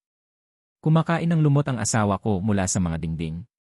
Nangako ka sa amin ng kinabukasan, pero ang nakikita lang namin ay ikaw ang nagtatayo ng pribadong kagubatan sa gitna ng isang sementeryo. Tiningnan ko sila. Hindi nila nakita ang estratehiya. Hindi nila nakita ang 30 units ng kinetic heat na sinusugal ko kada oras para lang mauna kami sa command train. Nakita lang nila ang singaw na pumapailan lang mula sa greenhouse habang nanginginig ang kanilang mga anak. Babalik na ang kusina sa loob ng 2 oras, sabi ko, ang boses ko ay nagpapakita ng kumpiyansa na hindi ko naramdaman. Pero nabawas na sa kalahati ang rasyon. Kailangan natin ng dagdag na enerhiya para sugurin ang harpoon sleds. Kung hindi natin ipagtatanggol ang buntot, wala nang matitira pang makakakain ng sopas. Hindi tayo pwedeng lumaban ng walang laman ang tiyan, sigaw ni Miller. At hindi ka makakakain kung isa kang alipin sa pugon ng The Mouse, bulyaw ko pabalik. System. I activate ang kitchen module, emergency mode. I divert ang 0 units mula sa greenhouse buffer. Babala, ang paglago ng greenhouse ay babagal ng 40%. Kumpirmado ba?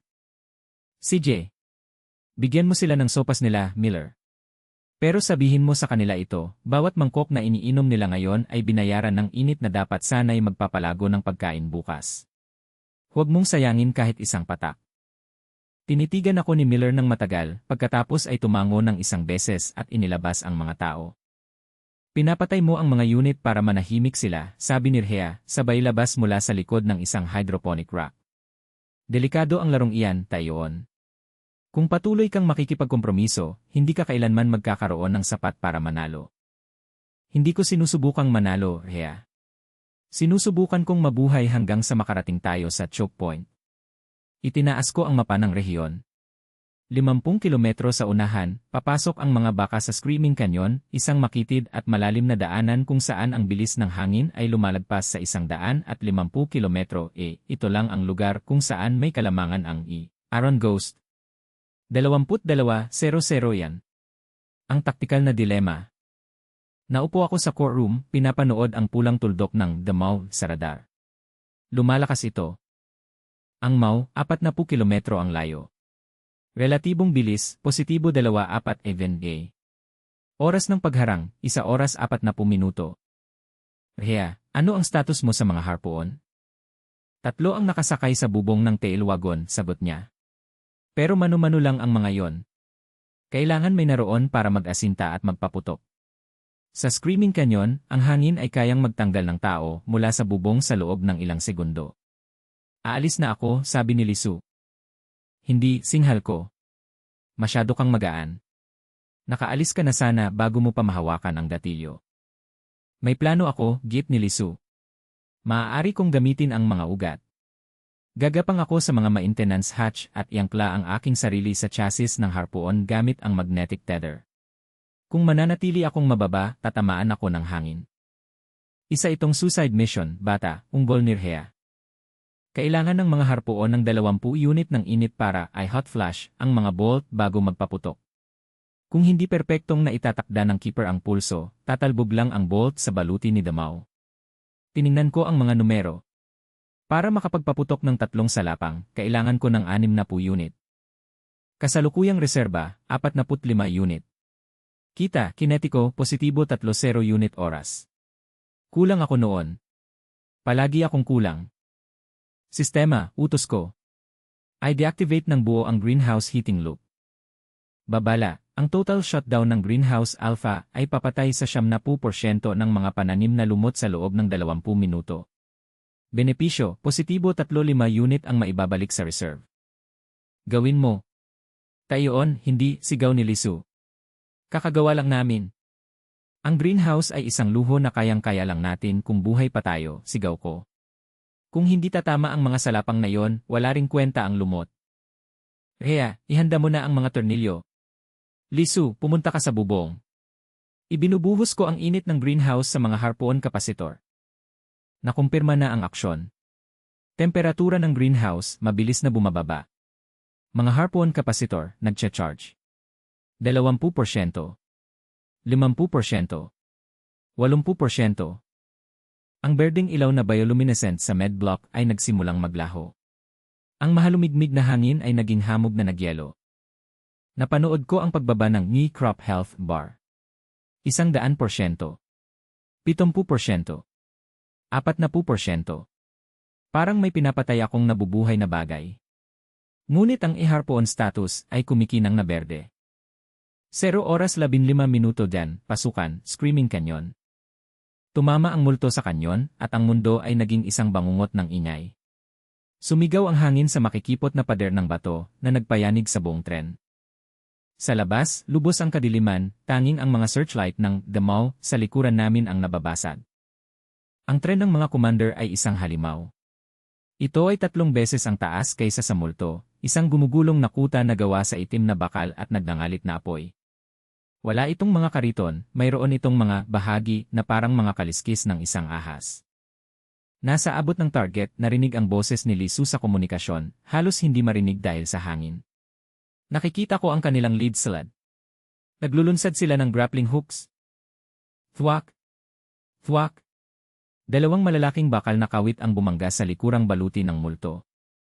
Biglang gumalaw ang tren, kaya agad na bumaba ang aming bilis. Bilis, 21 kilometro, 14 na kilometro a. Babala, tumataas ang static load. Stress ng makina, 75%. Ginagalaw nila tayo, sigaw ni Rhea. Taiyon. Paputukin mo ang mga salapang. Tinitigan ko ang screen. 50 metro na lang ang layo ng Mau ngayon. Nakikita ko ang mga kolektor ng SBOR na nakatayo sa pro nito, ang kanilang mga mukha ay natatakpan ng mga maskarang balahibo at bakal.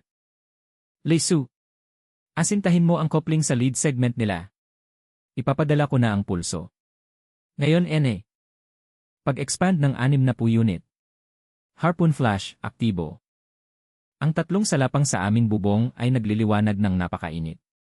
Kasabay ng isang dagundong nakapantay ng hangin, sila ay bumaril pabalik. Sumablay ang unang 2 na ilihis ng magulong hangin ng kanyon.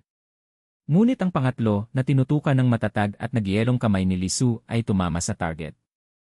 Bumangga ito sa pangunahing pagkabit ng lead segment ng damaw, ang sobrang init na dulo ay natunaw na parang mantikilya sa baluti. Tama, sigaw ni Lisu. Nakatigil na. Ngayon na, Rhea. Baliktarin mo ang winch. Hindi namin sinusubukang sirain ang damaw. Hindi namin kaya. Ginagamit namin ito. Ang harpoon ay nakakabit sa Ghost sa pamamagitan ng isang high-tensile steel cable. Habang sumusulong ang Ghost at sinusubukan ng damaw na hilahin kami, ang kable ay humigpit. Ang napakalaking makina ng Ghost na itinulak sa isa-isa 0% na kapasidad ay nagsilbing isang higanteng angkla. Kriak! Pinalakas ng mga pader ng kanyon ang tunog ng nabibiyak na metal. Ang nangungunang bahagi ng damaw, dahil hindi niya kayang hawakan ang magkasalungat na puwersa ng sarili nitong makina at ang aming bigat, ay nagsimulang humina. Napuputol ang pagkakabit, palakpakan ni Lisu. Kasabay ng tunog na parang kulog, naputol ang koneksyon. Natanggal ang tingga ng Mau sa iba pang bahagi ng katawan nito. Ang biglaang pagkawala ng momentum ay naging sanhi ng panginginig at pagbulas ng buong command train sa nagyayalong riles. Hindi huminto ang Mau, bagkus ay bumagal ito. Ang key choke points ng kanyon ay naharangan na ngayon ng sarili nitong nadiskaril na bahagi ng tingga. Bilis, 18 kilometro, relatibong distansya, tumataas. Ang baba, hindi nakakilos, pansamantala. Nagawa na natin, bulong ko, sabay bagsak sa upuan ko. Aalis na tayo. 2 oras lang ang resulta. Lumitaw ang multo mula sa kanyon patungo sa ilang. Huminto ang hangin at naging mahinang ugong. Tiningnan ko ang mga sensor ng greenhouse. Greenhouse Alpha, offline. Rate ng kaligtasan ng pananim, 8%. Katayuan, kabuang pagkalugi. Nailigtas ko ang tren pero nasira ko ang hardin.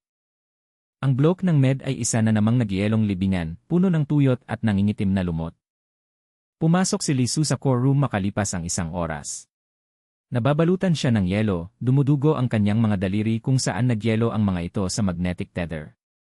Tumingin siya sa monitor ng greenhouse, pagkatapos ay sa akin. Hindi siya umimik. Naupo lang siya sa kanyang sulok at nakatitig sa dingding. Pumasok si Rhea, hindi mabasa ang mukha.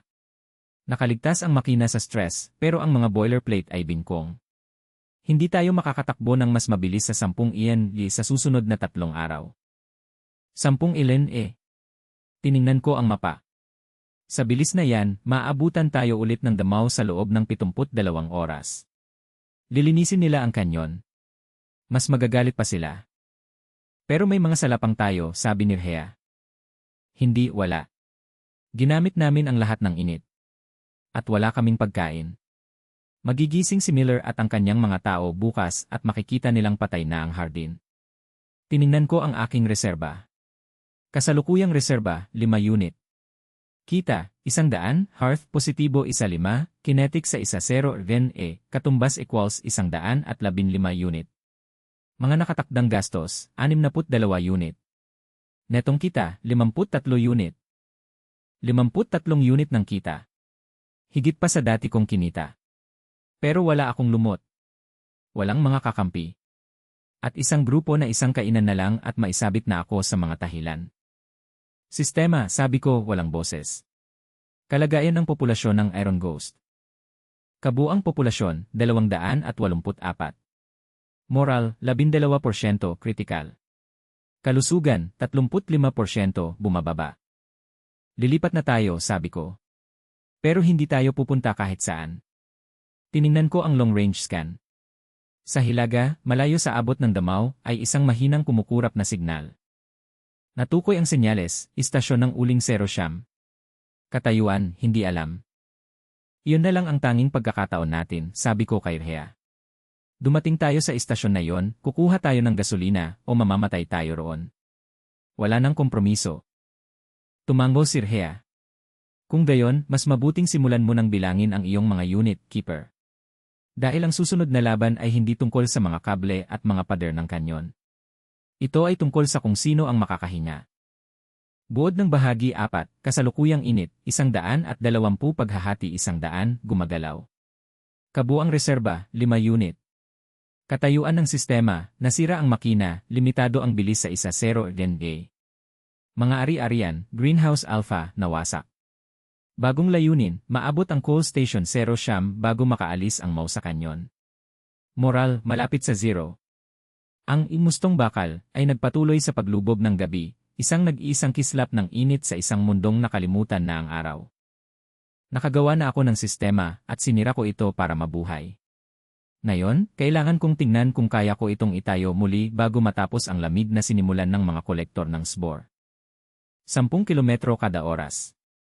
Sa bilis na yon, ang iron multo ay hindi na parang tren kundi parang prosesyon ng libing. Malabo ang tanawin dahil sa puting kulay, ang langit ay parang bugbog na lila na tila hindi lumiliwanag.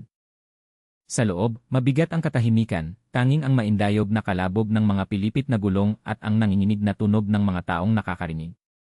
Nakaupo ako sa konsole, namamaga ang mga mata ko dahil sa kakulangan ng tulog. Kasalukuyang ulat ng katayuan, ika-12 araw, reserba ng init, 81 unit, pagkatapos ng 48 oras na pag-imbak at maliliit na pagkukumpuni. Pang-araw-araw na surplus, 53 unit, kusina sa 50%, greenhouse offline, bilis 1.0 DNA. Kalusugan ng makina, 42%, critical ang mga antas ng panginginig ng boses. Moral, 5%, malapit na ang gutomriot. Ang greenhouse ay isang sementeryo ng nangingitim na putik.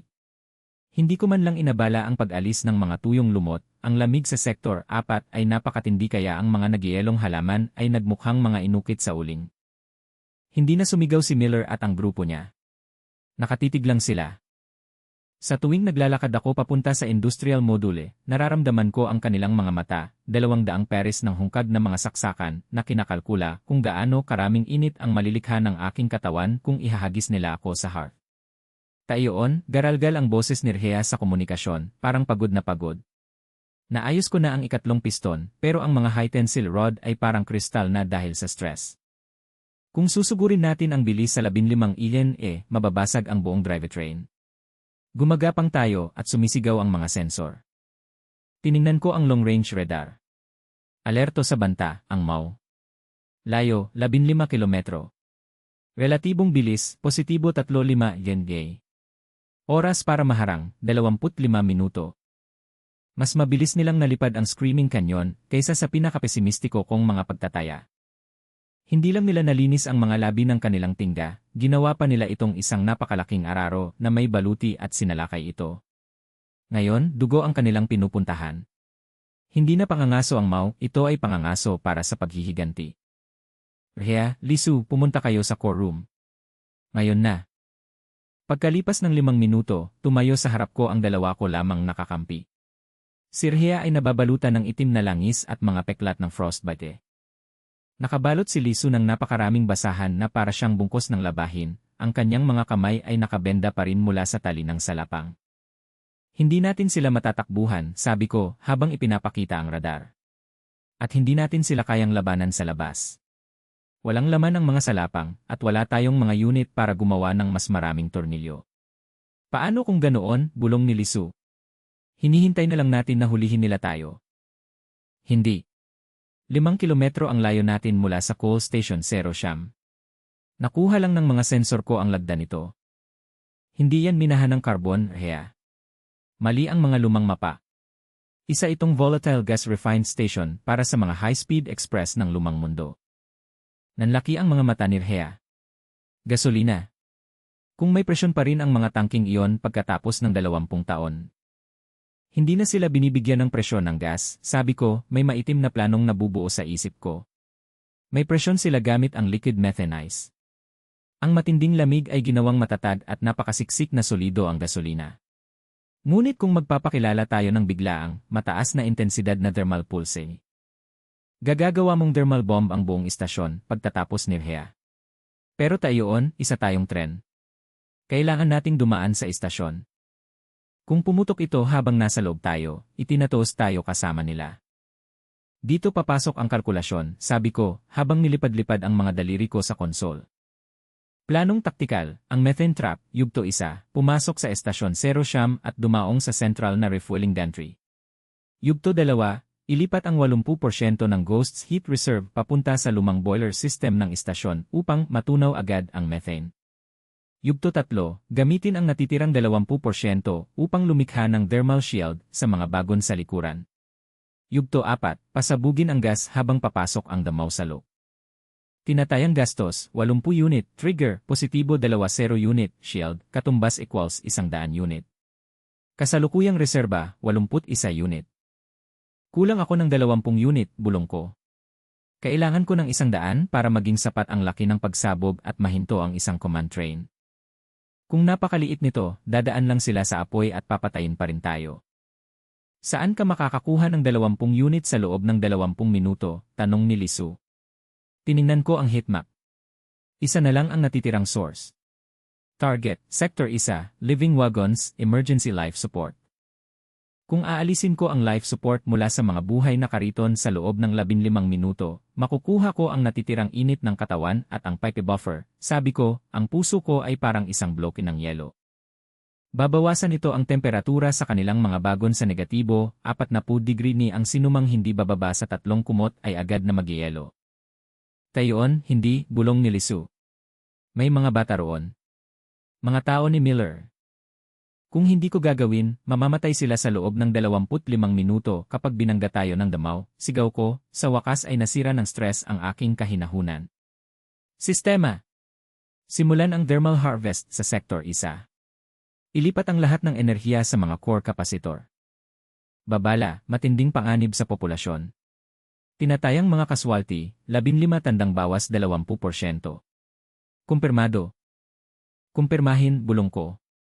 Pasensya na. Ang Iron Ghost ay parang isang multo na sumulpot sa coal station 0 siyam. Ang istasyon ay isang katedral na gawa sa kalawang na bakal at tulis-tulis na salamin na nakausli mula sa puting kawalan. Malalaki at kalansay na mga crane ang nakasabit sa mga riles, ang kanilang mga kable ay umuugoy sa hangin na parang mga lubid. Habang dumadaong kami sa gitnang gantry, ang katahimikan ay nakakatakot. Ang tanging tunog ay ang naghihinalong ugong ng mga radiator sa mga buhay na kariton habang sinisipsip ko ang huling init nila papunta sa core. Reserba, 102 unit. Ang MAU, 2 kilometro ang layo. Ige, 4 na minuto. Rhea, ihanda mo na ang coupling, sigaw ko sa intercom. Lisu, pumunta ka sa manual override ng istasyon. Kailangan mong buksan ang mga methane valve kapag nagbigay na ako ng signal. Tiningnan ako ni Lisu sa monitor, ang kanyang mga mata ay puno ng malalim at nakapanlulumong kalungkutan. Alam niya ang ginawa ko sa mga tao sa likuran. Pero tumango siya, kumuha ng wrench at naglaho sa nagyelong istasyon. Sa labas, nagsimulang yumanig ang abot-tanaw. Isang malalim at mekanikal na dagundong ang umalinggaw sa mga riles ng tren. Lumitaw ang ulo, isang bundok ng itim na usok at mga gamit panggiling, gumagalaw sa nakapangingilabot na bilis. Hindi ito bumagal habang papalapit sa istasyon. Diretso ang target nito sa aming likuran. Mga boiler ng istasyon sa 200 degrees, ulat ni Rhea. Natutunaw na ang methane. Taiyon, napakataas ng pressure. Kung hindi natin ito ilalabas agad, sasabog ang gantry kasama natin dito. Hindi pa eh. Tinitigan ko ang radar. Bumangga ang mouse sa mga panlabas na gate ng istasyon, na parang mga toothpick na nabasag. Umungol ito papasok sa gitnang loop, ang mga searchlight nito ay nakasisilaw na parang nakasisilaw. Nakikita ko ang mga kolektor ng SBOR sa kubyerta nito, nakataas ang kanilang mga salapang, handang hubaran ng kaluluwa ang multo. Ngayon na. Lisu, buksan mo ang mga balbula. Rhea, gamitin mo ang thermal shield. Gumagamit ng 100 unit. Thermal pulse, pinasimulan. Binatikos ni Lisu ang desisyon. Isang makapal at puting ulap ng sobrang lamig na methane ang sumabog mula sa mga tubo sa itaas ng istasyon na bumaha sa loob. Ang MAU, na gumagalaw ng napakabilis para huminto, ay dumiretso sa gitna ng ulap. Mag-shield up, sigaw ko. Thermal shield, likod, aktibo. Reserba, 2 unit. Pinindot ko ang i-ignite na utos. Namuti ang mundo. Hindi ito pagsabog ng apoy, ito ay pagsabog ng presyon at kislap ng init. Ang likidong methane, na tinamaan ng 500 degree na pulso ng singaw mula sa ghost, ay lumawak ng 10,000 beses sa loob lamang ng isang segundo. Isang pader ng asul na apoy ang dumagundong sa istasyon, na ginagawang tinunaw na latak ang kinakalawang na bakal. Ang MAU, na naipit sa sentro ng lindol, ay naangat mula sa riles. Ang malalaki at malaahas na mga bahagi nito ay nabaluktot at napilipit ng tumama ang pagsabog sa tagiliran nito. Naramdaman kong gumalaw ang multo pasulong, ang shockwave ay tumatama sa aming likurang pananggana parang isang pisikal na kamao. Lumapok. Ang likurang kabit ng ghost, ang siyang humahawak sa mga bago ng hinder, ay nabasag dahil sa presyon. Taiyon. Maghihiwalay na tayo, sigaw ni Rhea. Masyadong malakas ang pagsabog. Ang likurang bahagi ng tren ay hinihigop papunta sa vacuum na nilikha ng pagsabog. Kailangan kong patatagin ang coupling, sigaw ko. System. Ilipat ang huling 2 unit sa magnetic seals. Error, hindi sapat na enerhiya. Reserba, 0.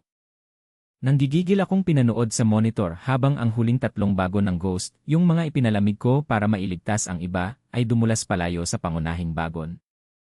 Hindi sila natupok ng apoy, ngunit natigil sila sa gitna ng nasusunog na istasyon. Sira ang MAU. Ang bahagi ng makina nito ay isang sirang bahagi ng nasusunog na bakal, ngunit nakatayo pa rin ito.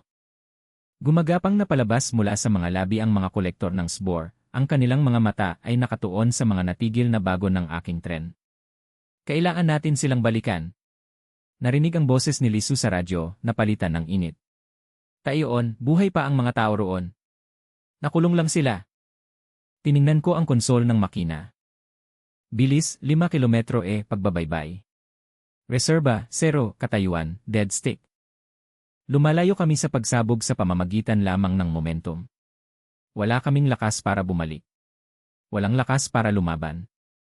At sa likuran namin, ang mga kolektor ng SBOR ay nagsisimulang dumagsa sa mga natigil na kariton na parang mga langgam na nakalagay sa isang piraso ng asukal. Hindi na ako makakabalik, bulong ko, habang tumutulo ang mga luha sa aking mga pisngi. Wala na akong pera. Wala na akong maibibigay pa.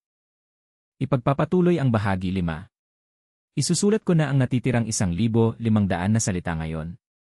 Ang katahimikan na sumunod sa pagsabog ay mas malala pa kaysa sa dagundong ng methane. Ang pangunahing katawan ng Aaron Ghost ay patuloy na gumulong pasulong, dala ng humihinang momentum ng shockwave. Dumulas kami palabas ng kabilang panig ng Station 0 Siyam, dahan-dahang pumapasok sa puting kailaliman. Sa likuran namin, ang istasyon ay isang libingan ng bughaw na apoy at pinilipit na itim na bakal. Sa pamamagitan ng mga kamera sa likuran, nakita ko ang bangungot. Umuusok na bangkay ang Mao, ang tatlong bahagi sa harap nito ay nadiskaril at kumikinang na kulay seresa. Ngunit napakalaki nito, napakalaki para mamatay sa isang pagsabog lamang. Daan-daang kolektor ng SBOR ang nagdagsa mula sa mga likurang hatch nito.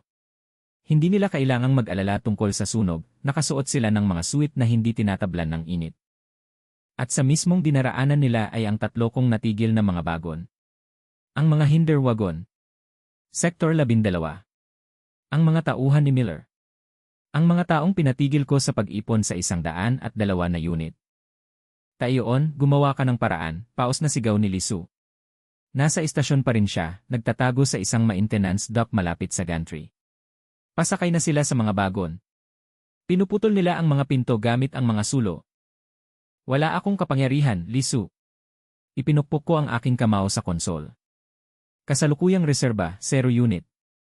Kita, panandang pandagdag 0, nakatigil ang makina. Katayuan, pagkabangkarote dahil sa init. Rhea, pwede ba nating lampasan ang core? Pwede ba nating sunugin ang mga muebles? Kahit ano. Malamig ang hearth, tayoon. Walang ekspresyon ang boses ni Rhea. Isang flash ignition na ganyan sinipsip nito ang bawat spark sa sistema. Kailangan natin ng 10 minutong manual stalking para lang magkaroon ng pilot light. 10 minuto. Sa screen, nakita kong bumukas ang pinto ng unang kariton ng hinder. Nagsiksikan sa loob ang mga kolektor ng SBOR. Hindi sila mga sundalo, sila ay mga magkakatay. Ayaw nila sa mga tao, gusto nila ang biolohikal na init. Kinakaladkad nila ang mga tao palabas sa niebe, hinuhubaran sila ng mga basahan, at inihahagis sila sa mga portable heat compressor. Nakita ko si Miller. Nakatayo siya sa pintuan ng pangalawang kariton, hawak ang isang kalawang na tubo. Inihampas niya ito ng 1 beses, 2 beses, bago siya tinamaan ng salapang ng kolektor sa bowl. Hindi man lang sila huminto para patayin siya, hinila lang nila ang katawan niya papunta sa nagliliyab na labi ng Mao. Sistema, bulong ko, habang ang mga mata ko ay nakatuon sa patayan. May paraan ba para makabuo ng pulso para sa emergency? Sinusuri. May isang opsyon na magagamit. Protokol ng huling lugar sa pang-emerhensya, pangunahing sakripisyo. Paglalarawan, pasabugin ang panangga sa tingga ng hearth. Resulta, positibo 50 hit units agad. Parusa, permanenteng pagkawala ng 20% na kahusayan sa paggamit ng apuyan. Pagkakalantad sa radyasyon ng tagapangalaga, 70% nakamamatay sa loob ng 1 oras ng walang interbensyong medikal. Tiningnan ko ang babalang lethal. Tiningnan ko ang screen kung saan ang isang ina ay kinukuha palayo sa kanyang anak sa gitna ng niebe ng Station 0 Siyam.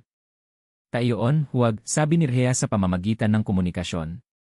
Nakita niya ang prompt sa sarili niyang terminal. Kung gagawin mo iyan, patay ka na. Ang multo ay magiging lumpo magpakailanman. Hindi na tayo makakarating sa susunod na istasyon. Kung hindi ko gagawin, isa na akong patay na tao, sabi ko. Magiging patay na tao na lang ako na nasaksihan ang pag-uling ng kanyang mga kababayan. Tiningnan ko si Lisu. Lisu, malapit ka ba sa linya ng gasolina ng istasyon? Yung hindi natin nasira. Humihikbing sabi ng bata. Nandito lang ako sa tabi. Bakit? Kapag ipinadala ko ang pulso, magkakaroon ng sapat na lakas ang multo para sa isang gravity reverse. Hihilahin ko ang mga bagon pabalik sa atin gamit ang magnetic coupling. Pero susubukan sila ng mga kolektor na pigilan. Kailangan kong hipan mo ang auxiliary line. Gumawa ng pader ng apoy sa pagitan ng mga bagon at ng Mao. Wala akong detonator, sabi ni Lisu. Nasa iyo na ang iyong portable heat cell. May natitira pang isang unit ng karga. I-overload mo ito. Itapon mo sa linya ng gasolina. At pagkatapos ay tumakbo ka na. Tayoon, ako in. Gawin mo na, Lisu. Maging scout ka sa huling pagkakataon. Bumalik ako sa console. Nakapatong ang kamay ko sa buton na sacrifice. Rhea, kunin mo ang manual controls. Sa sandaling mag-click ang mga bagon na yan sa coupling, i-overdrive mo agad ang makina. Huwag mo nang hintayin na ako ang mag-utos. Baka hindi ako makapagsalita. Tayon, Humina ang boses ni Rhea. Ang sama mo namang accountant. Pero napakagaling mong keeper. Kinukumpirma ang core sacrifice, sabi ko. Aksyon, pangunahing sakripisyo. Nagsimula. Hindi sa labas nangyari ang pagsabog. Nangyari ito sa loob ng dibdib ko. Nabasag ang panangga na tingga sa paligid ng hearth. Isang alon ang di nakikita at mapuputing mainit na radyasyon ang bumaha sa core room. Parang tinatanggal ng milyong maliliit na karayom ang balat ko. Nanlabo ang paningin ko at naging malabo at nakakasukang dilaw. Sumuka ako ng dugo sa konsole pero nanatiling matigas ang kamay ko. Reserba, 50 unit. Babala, mga nakamamatay na antas ng radyasyon. Oras sa sistemikong pagkabigo, 58 minuto. Sistema. Magnetic coupling, pinakamataas na alok. Umugong ang mga pang-akit sa likuran ng multo. Ang tatlong natigilang kariton, na 500 metro ang layo sa istasyon, ay biglang gumalaw. Napakalakas ng magnetic field na hinila nito ang kinakalawang na bakal sa niebe na parang laruan. Sumigaw ang mga kolektor ng SBOR nang biglang napunit ang mga kariton na kanilang ninanakaw. Ang ilan ay nadurog sa ilalim ng mga gulong, ang iba ay itinapon sa apoy. Lisu. Ngayon na. Sa di kalayuan, nakita ko ang isang maliit na asul na kislap, ang heat cell ni Lisu. Pagkalipas ng ilang segundo, pumutok ang auxiliary fuel line ng Station 0 Siam. Isang 50 talampakang kurtina ng kulay kahel na apoy ang sumilay, na naghihiwalay sa mga tumatakas na kariton mula sa pangunahing puwersa ng Mao. Klang! Bumangga ang mga kariton sa likuran ng multo. Engage na ang coupling, sigaw ni Rhea. Overdrive active. Aalis na tayo. Umungol ang multo. Kasabay ng 50 unit ng puro at hilaw na sakripisyo na bumubuhos sa mga ugat nito, bumilis ang tren. 1-0 Arden A. 30 kilometro A. 60 kilometro A, lumilipad kami sa yelo, iniwan ang nasusunog na guho ng Station 0 Siam at ang pilay na Mao. Sumandal ako sa upuan ng tagapangalaga. Bukol-bukol na nalalagas ang buhok ko. Dumudugo ang mga kuko ko.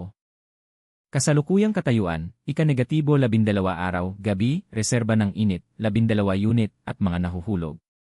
Mga kaswalti, 45, sektor 12 at labanan sa istasyon. Katayuan ng tagapangalaga, terminal. Tumunog ang intercom. Si Lisu pala yon. Hinihingal siya, ang boses ay puno ng adrenaline at takot. Nakarating ako. Nandito ako sa bubong ng huling kariton.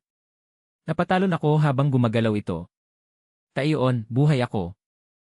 Sinubukan kong umiti pero pumutok at nagdurugo ang mga labi ko. Magaling bata. Pumasok si Rhea sa core room. Nakita niya ang kalagayan ko at agad na tumigil. Hindi siya lumapit, hindi niya magawa, masyadong mataas ang radiation. Nakatayo lang siya sa may pinto, basa ang mga mata. Naunahan natin sila, bulong niya. Natigil ang makina. Aabuti ng ilang linggo bago nila maayos ang makinang iyon. Panalo tayo, tayon. Hindi, paus kong sabi habang nakatingin sa radar. Hindi tayo nanalo. Bumili lang tayo ng oras. Ilan-ilan ang natitira? 230, sabi ni Rhea. Hindi nakarating si Miller. Pero nakarating ang anak niya. Yung batang iniligtas mo noong unang araw. Tiningnan ko ang screen. Ang Iron Ghost ay isang may peklat at sirasirang bangkay, ngunit gumagalaw ito. Mainit ito. Kasalukuyang init, 12 paghahati 100. Kabuang reserba, 12 unit. Katayuan ng sistema, nawasak ang core shielding. Kahusayan negatibo 20%. Mga nasawi, 45. Katayuan ng tagapangalaga, 55 minuto hanggang kamatayan. Rhea, sabi ko, humihina ang boses. May medkit sa subfloor. May high-dose anti-rad shot dun. Hindi ako maililigtas nito pero bibigyan ako nito ng 6 na oras pa. Kailangan kong pumunta sa susunod na istasyon. Kukunin ko, anya, nanginginig ang boses. Tumingin ako sa bintana. Naroon pa rin ang puting kawalan, ngunit sa unang pagkakataon, nakakita ako ng isang maliit at kumikislap na liwanag sa abot tanaw. Hindi apoy. Hindi tren ng mga commander. Isang parola. Ang bala laban sa radiation ay sumunog na parang likidong tingga sa aking mga ugat. Hindi nito pinagaling ang pinsala, pinamanhid lang nito ang mga nerbiyos na sumisigaw ng sipagtigil. Mayroon akong 6 na oras, marahil mas kaunti pa, bago naging putik ang mga laman loob ko. Ang balat ko ay parang mapa ng mga sirang lilang ugat, at bawat hininga ay lasang ozon at tanso. Naupo ako sa konsole, habang nanginginig ang mga kamay kong hawak ang huling pagsusuri ng inventaryo para sa araw na yon. Kasalukuyang katayuan, ang Iron Ghost, ika-13 araw, reserba ng init, 9 na unit, critical. Kita, 80 unit araw, kahusayan -20% dahil sa core sacrifice. Populasyon, 239, 45 ang nawala sa methane blast capture. Rasyon ng pagkain, 3 araw kung ipagpapalagay na kalahati ang bahagi. Integridad ng makina, 38%, pinakamataas na bilis, 15 km/h. Katayuan ng tagapangalaga, terminal, tinatayang oras hanggang sa pagkasira, 4 oras 42 minuto 15 sekundo. Tayoon, boses ni Rhea ang narinig mula sa nakabukas na pinto. Nakasuot siya ng apron na may lining na tingga, pero kahit siya ay hindi pumasok sa hot zone ng core room. Nasa loob na ulit si Lisu. Natutulog siya sa mga labi ng greenhouse. Hindi siya tumitigil sa panginginig. Sabihin mo sa kanya na maayos ang ginawa niya, bulong ko, ang boses ko ay parang tuyong daralgal. Rhea, tingnan mo ang long-range scan. Ang parola. Station 10 ba to? Tiningnan ni Rhea ang malabong imahe sa pangalawang monitor. Namutla ang kanyang mukha, mas maputla pa sa hamog na nagyelo sa labas. Hindi yan istasyon, tayoon. Tingnan mo ang heat signature. Masyadong malaki. Geothermal hub yan. Nilapitan ko ang aking mata. Ang iparola ay hindi isang tour lamang. Ito ay isang malaki at malawak na lungsod na direktang itinayo sa gilid ng isang bundok na bulkan. Libu-libong ilaw ang kumurap sa dilim, at isang ulap ng itim na usok ang pumailan lang milya-milya sa atmosfera. Ito si Ethelgard, ang maalamat na lungsod ng pugad ng thermal hegemony. Natuklasan ang bagong paksyon, ang thermal hegemony. Paalala ng sistema, hindi sila nakikipagkalakalan. Nag-a-annex sila. Biglang nabuhay ng malakas ang radyo ng multo, na tahimik sa loob ng 10 taon. Hindi iyon boses. Isa itong ritmikong digital na pulso na lumampas sa mga pagpapalit ko ng tunog at kumontrol sa pangunahing screen. Papasok na transmisyon, mataas na prioridad. Hindi nakikilalang multo ng bakal na lokomotor. Papasok ka na sa sovereign thermal zone ng Ethelgard. Ang lagda ng iyong reaktor ay kinikilala bilang isang Class IV na sacrificial core. Lumalabag ka sa Resource Preservation Law 402. Kumislap ang screen, ipinapakita ang isang pangkat ng puti at makinis na mga hover sled na lumulutang mula sa mga tarangkahan ng lungsod. Hindi ito ang mga kinakalawang na basurahan ng mga kolektor ng SBOR.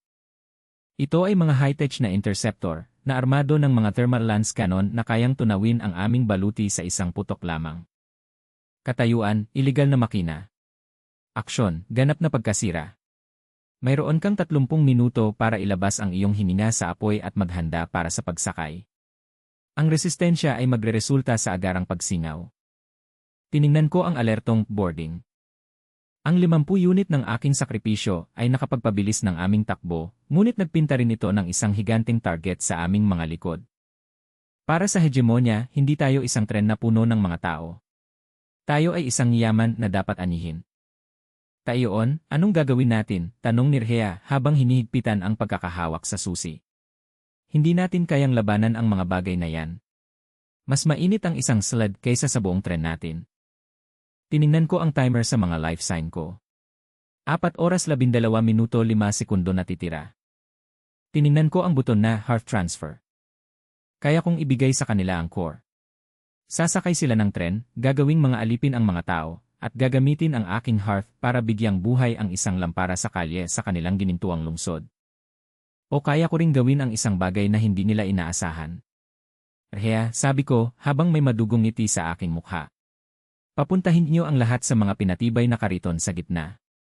Sabihin niyo sa kanila na isuot ang mga ito. Ano ng plano ninyo? Gusto ng hegemonya ang core ko dahil Class Eve ito, bulong ko. Pero nakalimutan na nila kung ano ang mangyayari kapag ang isang Class Eve ay tumama sa isang geothermal vent sa bilis na 60 kilometro kada oras. Hinampas ko ang kamay ko sa engine override. Action, final overdrive. Babala, magresulta ito sa 100% core meltdown. Hindi kami susuko, Rhea. Sinisira namin ang party. Sa malayong timog, ang pilay na Mau ay nasusunog pa rin. Sa hilaga, ang hegemonya ay naghihintay na lamunin tayo. At sa gitna, isang naghihinalong batang lalaki sa isang kinakalawang na tren ang malapit ng gawing pinakamalaking thermal bomb na nasaksihan ng mundo ang Iron Ghost, simula nang magsimula ang Great Winter. Sistema, paos kong sabi. I-lock mo ang mga pinto. Iruta ang huling 9 na unit papunta sa pasulong na battering ram. Mayroon tayong 30 minuto na lang para mabuhay. Gawin natin silang makabuluhan. Buod ng bahagi 6, kasalukuyang init, 9 na unit. Bagong kaaway, ang thermal hegemony, Hive City. Kondisyon ng IE, terminal, 4 na oras ang natitira. Pangwakas na pagsusugal, pagpapakamatay na sumakay sa geothermal hub. Cliffhanger, papalapit na ang isang pangkat ng daan-daang interceptor, ngunit ang Ghost ay bumibilis at unti-unting nabubuwal. Umungol ang Iron Ghost sa huling pagkakataon, ang mga gulong nito ay nag-init ng husto habang sumusugod ito patungo sa bundok ng liwanag. Malapit nang matapos ang aking paglalakbay bilang isang tagabantay, ngunit ang kwento ng multo ay nagsisimula pa lamang.